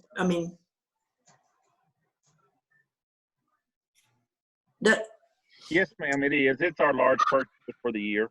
Right. Okay. And then BEP money is used at schools. They determine what they need and use a BEP. Yes. Okay. Any discussion about that? I have a question. All right. Mr. Sanders. I see a very large difference in different schools.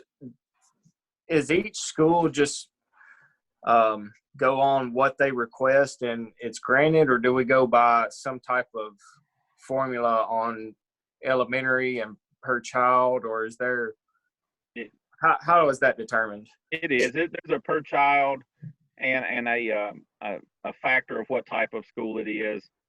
We also purchase all of the paper for special needs. We purchase out a title out of this one large thing. And so there is a formula. I know when I was a principal, I got a formula. It was based on how many kids and how many teachers I had, and we still use that model. So the size of the school, sometimes the function of the school, does it have a large title program? Does it have certain types of special needs settings? Will determine if they get more or not. CTE gets the extra paper that is purchased through this, but then is funded later out of the CTE portion of it. Okay, thank you. Any other discussion? Seeing none, I will, without objection, we'll move it to consent. Next is the purchase of servers. Yes, ma'am. I'll let Tommy or Chris one speak to those. I'll speak to them. It's basically. Oh, sorry. Sorry, Tom. All right. You were trying to unmute me. It's okay. Basically, these are servers. We have a VM platform, which basically is a fancy word for a whole bunch of small servers loaded on a platform. And because we have been integrating older servers to this platform, we have to upgrade the platform itself, which are these servers. So that's what this amount is for. Okay. Any questions? Discussion? Hearing no objection, we'll move it to consent. The next is a support license for wireless access points.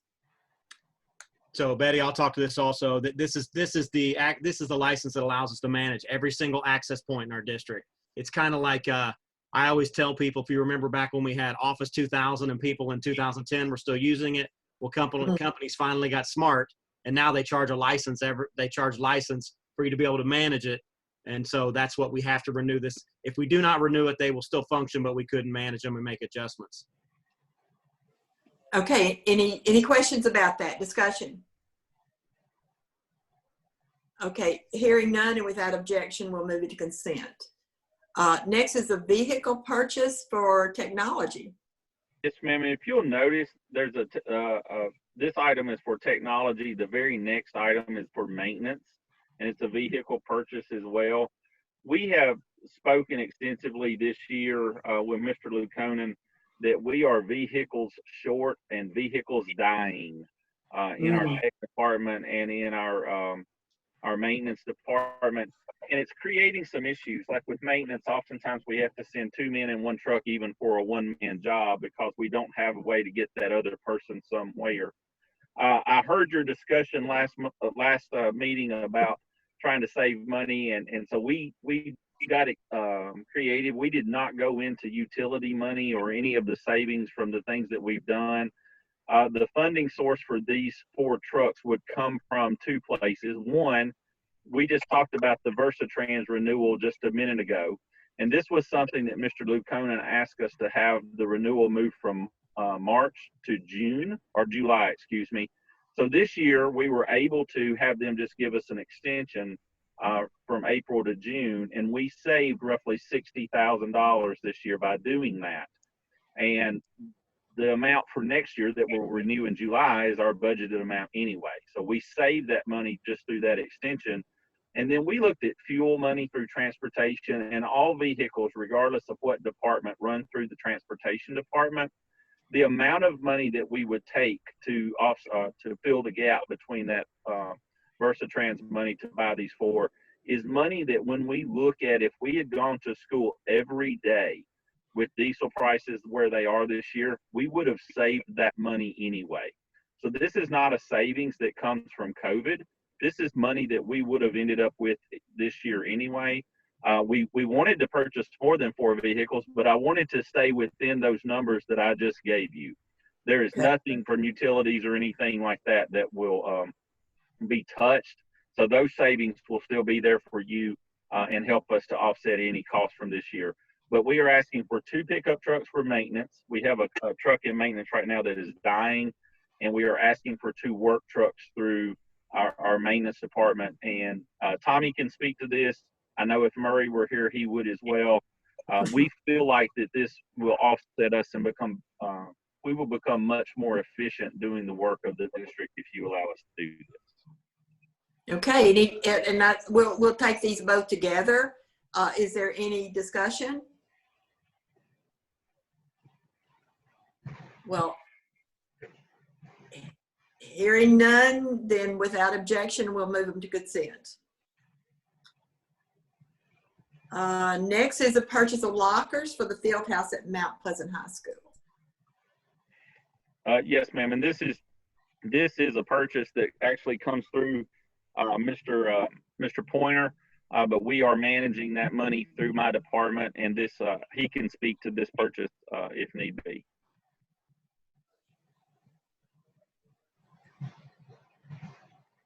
Do we have questions about it? Any discussion?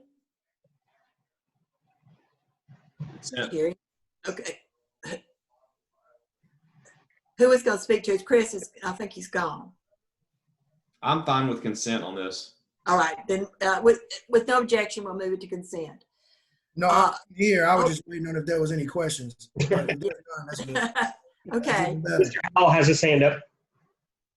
Who does? Mr. Howell does. Howell. I do. So, Mr. Pointer, just want to ask a simple question. Does this create any kind of Title IX issues by putting money into the football program? Are we just creating any kind of issues that we're looking at?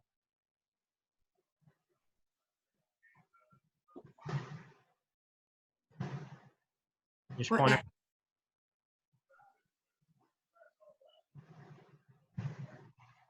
Can you hear me? There he is. Go ahead. There you go. There you go. Oh, I'm sorry.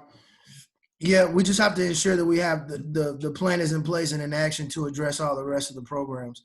As long as we have a plan in place, this is fine and it's not going to be a problem. And this is part of your plan, correct? What you talking about as far as the locker rooms? No, Yes. this plan coming from Mount Pleasant High School is independently, and this plan is coming from them. This isn't coming directly from me. Okay, but is it in your plan? What for them is for their lockers? No, no. This is something completely separate. I can't hear him. He's breaking up. Chris, you're fading in and out. Try it again. Hey, what about now? Can you hear me? There you go. Perfect. Go ahead. No, this plan is something independent from Maury County Public. This is independent from the athletic department itself. Okay. As long as it doesn't cause us any issues, I'm okay with it. I know that there have been other plans for other schools to do things independently, and those things have been, well, they've asked about them, and if they don't fit into our plans in Title IX and ADA, then I have issues with it. But if this does not conflict with anything, I don't have any problems with it. Yeah. Any other discussion there? So without objection, we'll move it to consent. The next item is the superintendent's evaluation. Dr. Marzak's contract, part of his contract is a evaluation in June. As you all know, his contract ends in June, and so we would have to take action to, and you worded it, negotiate the cancellation. Dr. Marzak, what do you mean? Yeah, so what that means is, because this is a contingent upon my contract, if the board does not want to conduct it, I would be okay with that. But we both have to agree not to hold the evaluation. So I won't hold the board at fault for not doing it, and the board won't hold me at fault for not sending my self-evaluation to them. I'm okay with that if the board is okay with that. All right. I will ask if there's any objection to that, to please speak to it now.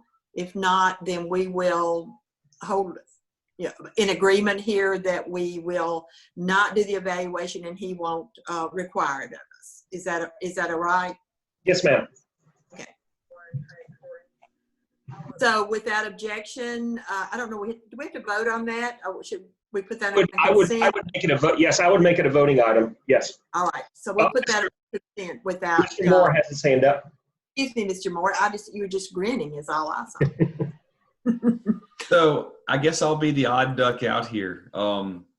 I personally kind of have, and I can appreciate if Dr. Marzak does not want or need that for the contract. However, I would kind of consider that as a board, it may not be a bad idea for us to still do an evaluation. I'll also admit that I may be wrong on that, and no one has to agree with it. But that said, I personally could see some value in us going through that process and making sure we do it, even if it's under the circumstances.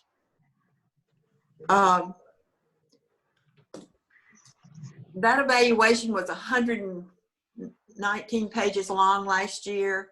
It was an evaluation we agreed to do every year with him. I would assume that may not be the type of evaluation under a new superintendent. That's something we would probably look at as well. I don't see the value of it at this point, but Jake, are you on? Can you tell me, do you think it's necessary for us to do an evaluation in exit here? Jake is on. He'll be on in just a second. All right. I could save him some time. If I'm the only one that feels that way, I'm perfectly okay if this comes up as an agreement of some kind of vote where we pass this on and it's not done. I just wanted to bring that up. Seconded by the mayor. I'm sorry, I've got two meetings going on at once here. It's really up to you guys. If you want to do it, you're welcome to. If both sides are willing to waive it, then I see no issue with it. Why don't we just simply leave it on a new business and we can just vote on it? How about that? Okay. Now you all think about it as to whether you want to do that or not. Okay, moving on. Thank you, Robin, for being so patient. The Boys and Girls Annual MOU is up for renewal, and Robin is on, I think. So is there any discussion about that, or do you want to ask any questions, Robin? Sure, I can just say a few words. Hi, everybody. Thank you so much for allowing me a few minutes this evening. I just want to say thank you so much for your partnership the past 4 years. Thanks to that partnership that we went into in 2016, it's quadrupled the number of Murray County students that now have a safe, positive educational place to go after school and in summer. So now we're serving about 1,300 youth per year, and before we were serving about 300 before we partnered together to go into schools.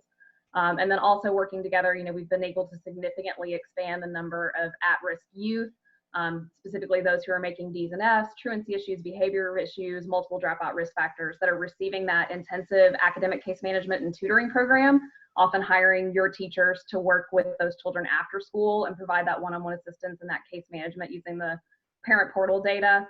That program is averaging at least 70% of those students improving their GPA each year, 93% improving in at least one subject, has averaged 100% on-time grade progression, and then has been able to maintain that 100% graduation rate among club seniors. So that program and our partnership, is featured on News Channel 5 back in January, and thank you, Ms. Kinzer, for being a part of that coverage. It also garnered the award for the top academic program in the nation from Boys and Girls Clubs of America in 2019. So we are just truly, truly grateful for the opportunity to partner with you and work together in schools to make a difference for particularly our most at-risk youth and families in our community. We're not requesting any substantive changes to the structure of the MOU, except noted where we don't really have a need for before care access because there hasn't been a demand at those schools for before care. And then I just noticed that reviewing the document that we need to add Battle Creek Elementary and Middle, since we did, begin serving families there as well when those schools opened. I can send back a revised version for the board vote, but otherwise just requesting a renewal of the dates for another 4-year period. Okay, first of all, Murray County is very proud of Boys and Girls Club and what you all have done in gaining the national recognition. It's just amazing. So I appreciate that. Is there any comments or discussion about the MOU?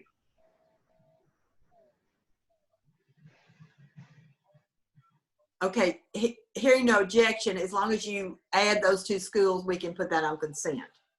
Great, thank you very much.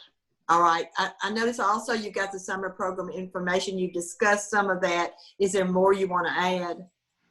I just told Dr. Marzak I'd provide you all with an informational update on our modified summer operations. You've already heard some of these protocols when we met about the Baker site for essential workers, which we've been running since April 6th.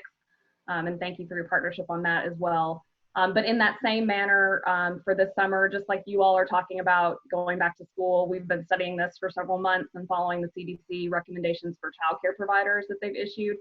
So we'll be doing reduced ratios between 1-9 and 1-12, depending on the physical space of the room, making sure that we can maintain 6 feet of social distance between the children at all times. We've got daily temperature and CDC symptom screening questionnaire of all staff and children each day. We've got the no-touch infrared thermometers. We're not allowing parents in the building. We're meeting them at the door and doing sign in, sign out that way.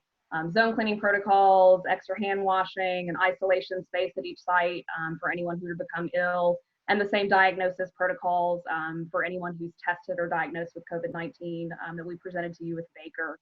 So unfortunately, with those additional safety parameters, our capacity is cut about in half for the summer.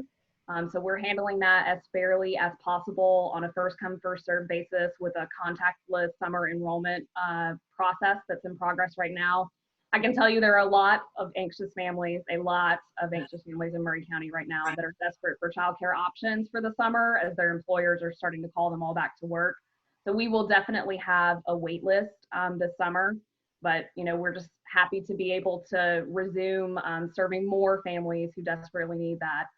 So I just wanted to present that and also just gain a little bit of clarity as we were working with principals to get arrangements set up to start the summer program next week, which was its originally scheduled start date.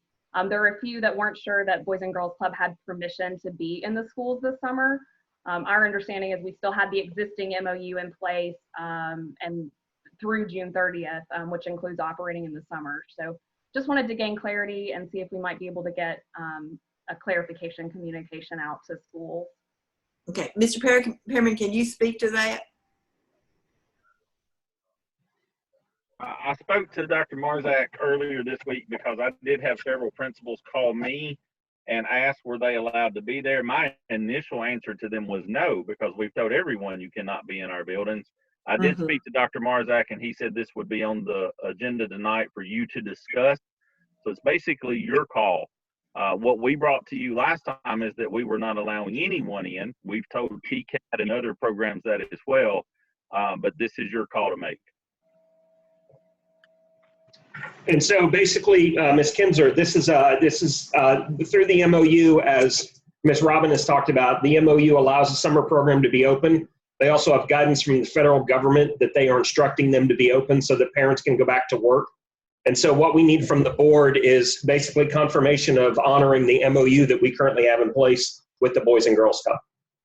Well, I think that she's gone into details of what they're doing to meet all of the COVID-19, taking temperatures, social distancing, all of that. They're really taking care of a lot of the issues that we were concerned about when we suspended the policy for groups coming in. So I would like to see us honor I would hate to see us, when there's such a need in the community for this service, I would like to see it continue. I'd like to know what other board members think as well. Yes, and not only that, Ms. Kinzer, but Ms. Robin has direction from the federal government to be open. So that hits a little different tone than other organizations that would approach us. So that's one of the reasons why this is on the agenda. Ms. Hopkins has her hand up first. Ms. Hopkins.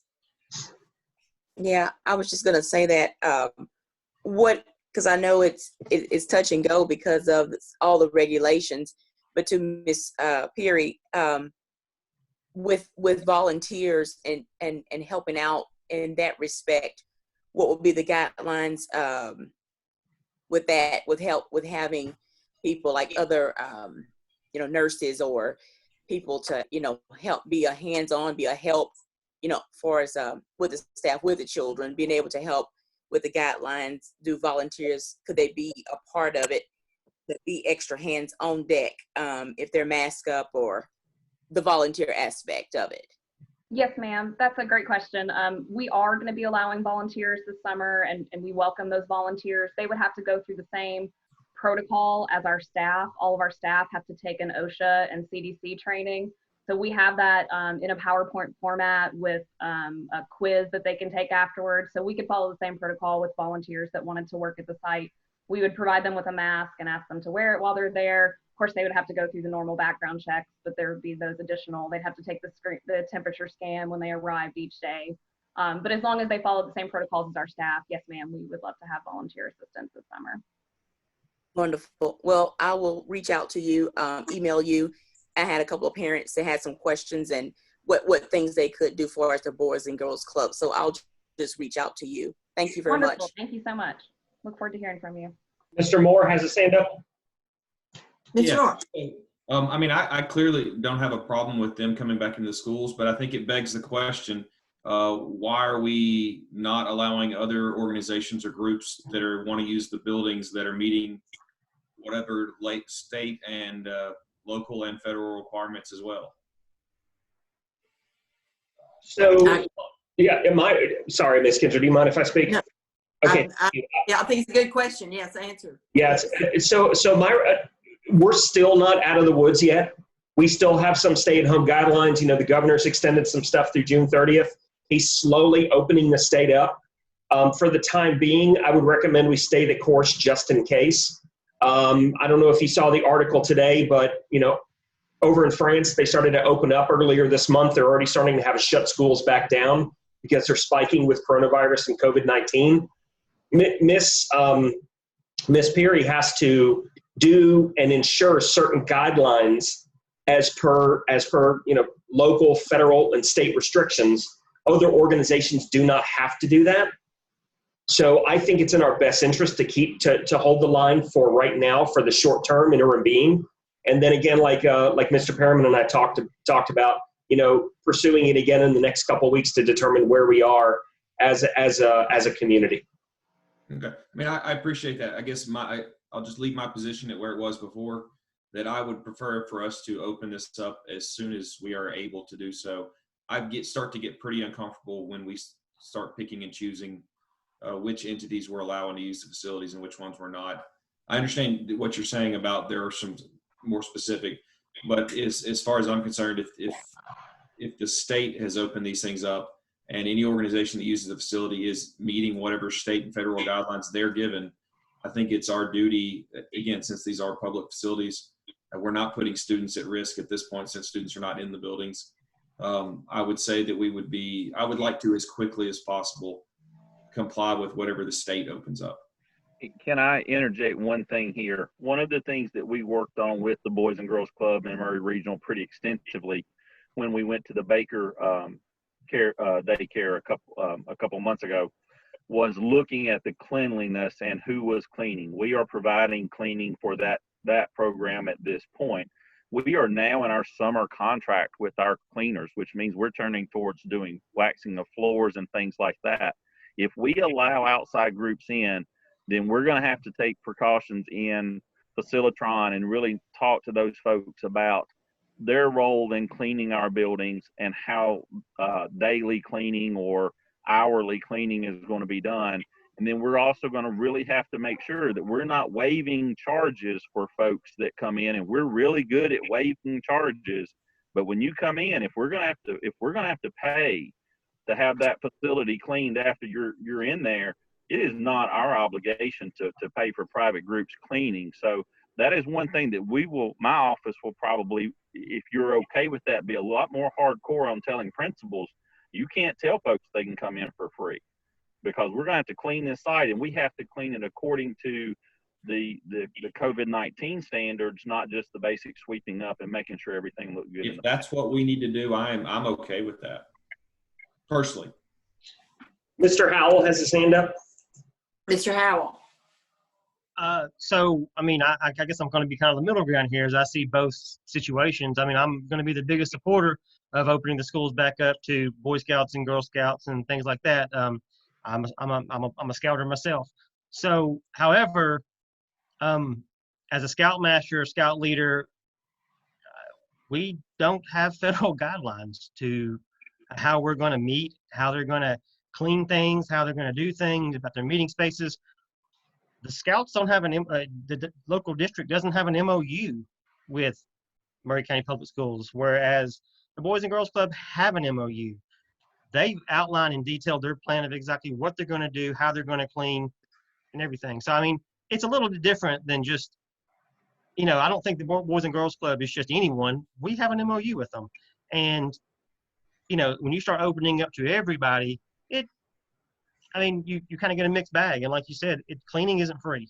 And I'm a little leery about just opening up to anybody and everybody, and they pay their fee, whether it be a $25 fee or a $100 fee or whatever. You get the fee if they're high enough to wherever the cleaning costs.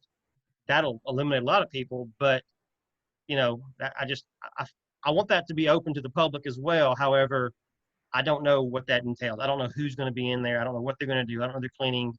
So I'm kind of in the middle here between where we are.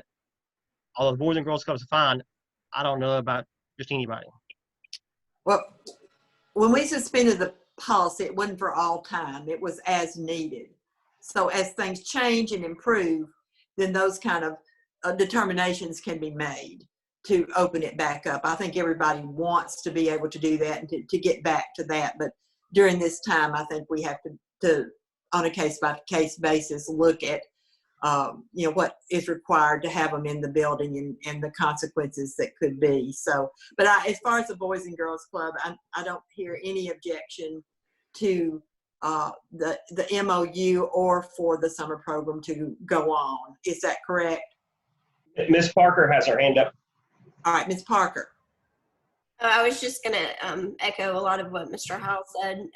I think that the MOU makes things a little bit different. I don't know.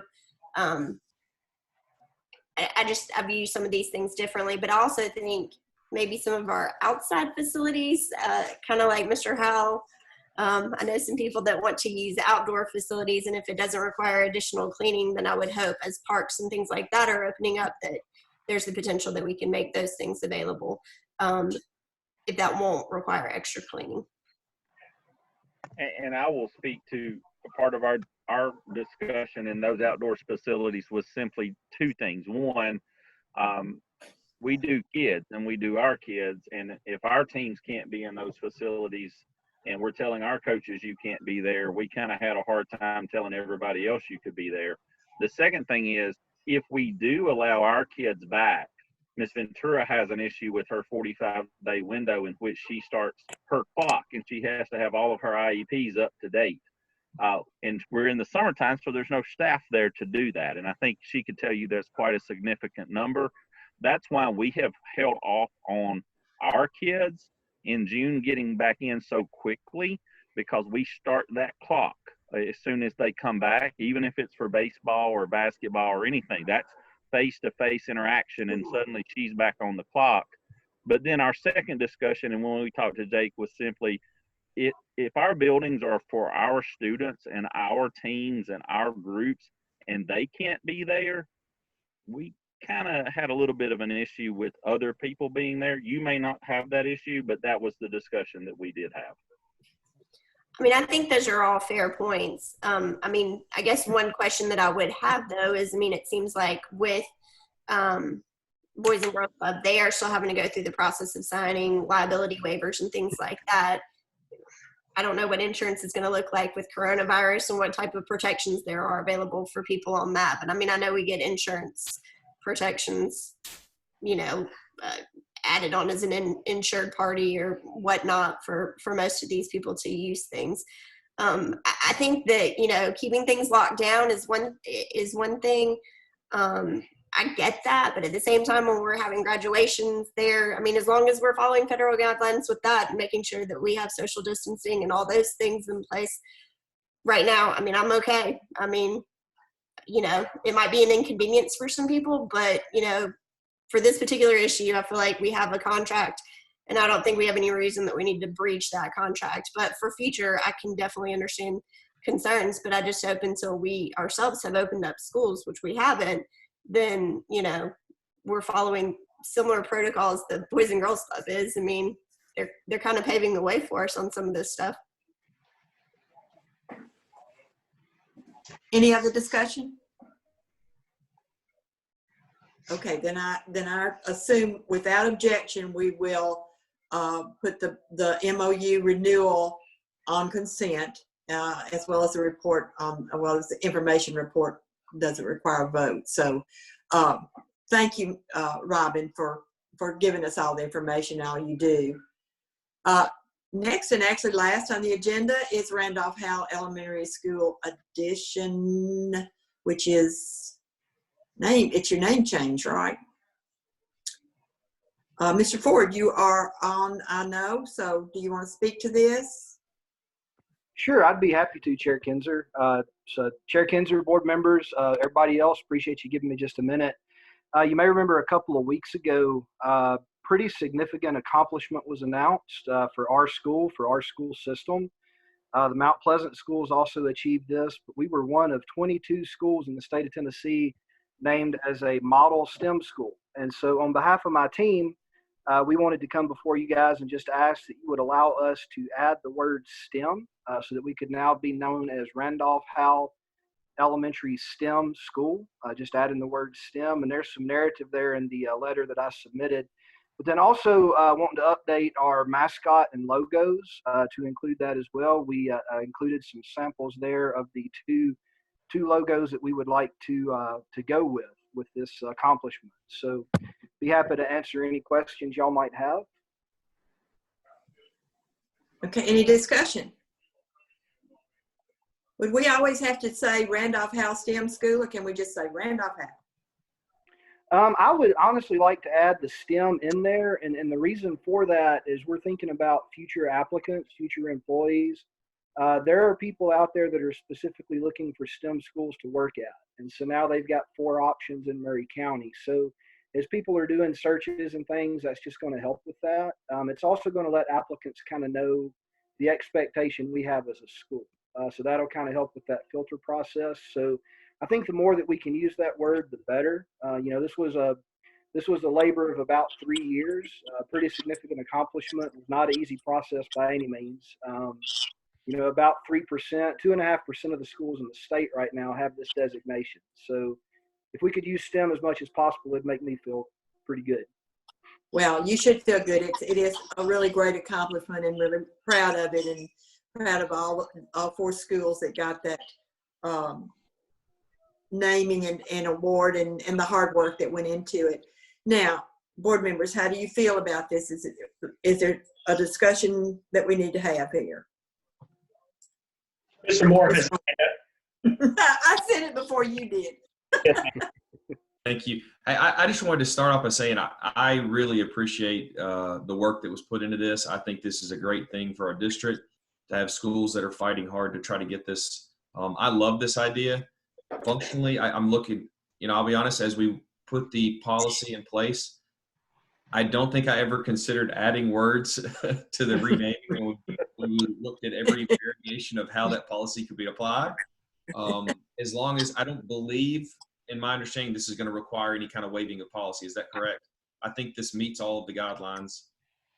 My only other question would be, is there any kind of cost with doing this? Any change in signage, anything, or is that something that you feel like the school can absorb? I noted that in the letter, but right now there's no cost. We will exhaust all of our existing letterhead, stationery, so on and so forth. If we do approach any signage change or anything like that, we will work with some partners and things and get that sponsored. There'll be no cost to the district. All right. Again, I just want to say I love this. I think this really just sells our district as moving ahead. Thank you. Thank you. Any other comments or discussion? Ms. Morency? Of course, it's me. I love this too, and congratulations on what you did. I know how hard it was to do. I would like, since we're considering this, we do have 3 other STEM schools that got the same award and did the same work. If it would be okay, if they want to, I don't know if they will or not, but if they want to go ahead and allow the 3 Mount Pleasant schools to do the same thing. I would think they would need to make a specific request. Okay. Against the blanket, which is, I think that's a great idea. But as you can see, he's put forth all the, logo, all that has to look, everything. Absolutely. So I would suggest that. Okay. Chair Kinzer, if I could just point to that, I believe the policy states 3 weeks prior to the June meeting. Oh, that's right. Yeah, I don't know. I haven't looked at the dates on that. So I just know, again, it would mean simply waiving policy in that case, but that is what the policy states. Right. Well, I think I would be opposed to that. Huh? I would be opposed to that, but I just wanted to make sure if we're going to go that route, we understand that that would require for those schools to get that to us and up for us to actually waive that portion of policy to meet that. Well, I don't know that I would object to waiving it, since we're right at 3 weeks before that meeting. It's probably more like 2 weeks, isn't it? Yes, ma'am. Because the meeting comes in pretty early. I think it needs to be a request by those schools if they want that, and Okay. we can consider it as a waiver at that time. Going back to this request, though, is there any objection? Can we move that to consent, or is there any other discussion before we do that? I have a question. If I don't know how to raise my hand, but I have a question. Okay, is that Mr. Fulbright? It sure is. I didn't know you had joined us. Thank you. Oh, I've been enjoying it for about the last hour. Oh, well, good. You can give a report. My question on this is the designation of being a STEM school. Is that something that has to be renewed on a regular basis, or is that a permanent designation? It's a 5-year designation, and at the end of those 5 years, we have the option to reapply for another 5 years. So it is an application process. Any public school in the state of Tennessee, kindergarten through 12th grade, has the option to apply and pursue this if they would like. It's a very intense process, I will not lie. It took an entire year to get this designation and a couple of years of work leading up to that. But to answer your question specifically, it is a 5-year designation. At the end of that time, that would be 2025. We would have the option to reapply if we so choose. Okay, and is the reapplication process as strenuous as the application process, or do you have any idea about that? I don't know. 2025 is a good ways out, so I'm not sure. I would assume that they would maintain the same protocol. If anything, it may get more intense. Okay, I just don't want to see us switching our signs and letterhead back and forth every year. So the 5-year designation is really helpful to know. Thank you for that. Yeah. Ms. Kinzer, if you don't mind, I can also comment on that. All right. So, Mr. Fulbright, great question. These have been on both of the current governor and the former governor's agenda. Both Bill Haslam and Governor Bill Lee, have said that they want to get a majority of Tennessee schools to be STEM certified. So, this is basically where the entire state of Tennessee is going, and they're building it into policies, procedures, and laws at the state level. Mr. Moore has a question. Mr. Moore. And I just want to, actually, that's a very good question he asked. I guess to go with that, and Mr. Ford may be able to answer this, there would nothing technically be stopping us from calling ourselves a STEM school in name without having been awarded this, is that designation correct? Yes, sir. Okay, so I mean, just to go to the 5-year limit, I mean, in my understanding of this is we could still rename the school and continue to address STEM type issues without having gotten this designation. Or if we happen to not renew for that in 5 years, that really doesn't change how we name the school. I think that's a valid point to bring up here. Although I think it does dovetail nicely having gotten the designation. Yes, sir. That was our thinking. We just got the designation. We'll get some of the nice banners to put up, so on and so forth. So it's kind of a way to this is the new trajectory. Here's where we've been. Here's where we're going. Let's maintain course. Well, I think it's great. I'm really pleased, and I think the name change is really like the logo as well. So, any other discussion, guys? Can we put this on consent without objection, Mr. Moore? Is this one of your no votes or? Okay. All right. Is there any other business that we need to discuss at this point? I know, Mr. Fulbright, do you have anything to tell us about the commission meeting? You shared information with. Yeah, I honestly just talked for 3 minutes about what we've done and what we're doing. I did have a couple questions come up though. Okay. First, are we at liberty to release the 3 names of the individuals? Oh, absolutely. There will be a. I thought we were, but I didn't want to do it without double checking. Oh, right. Actually, it's actually been Ms. Ink put it on social media, which of course she was at the meeting. It was an open meeting, so it's not anything that anybody would know. But we are preparing a press release. Mr. Cobb has done that. I've talked with him today, and it should go out on Wednesday. Okay. We'll have a little more detail to it, so that there'll be more answers to some of their questions there. So. Okay. The other thing was I'd encourage them to attend the luncheon for community leaders on each of the days. All right.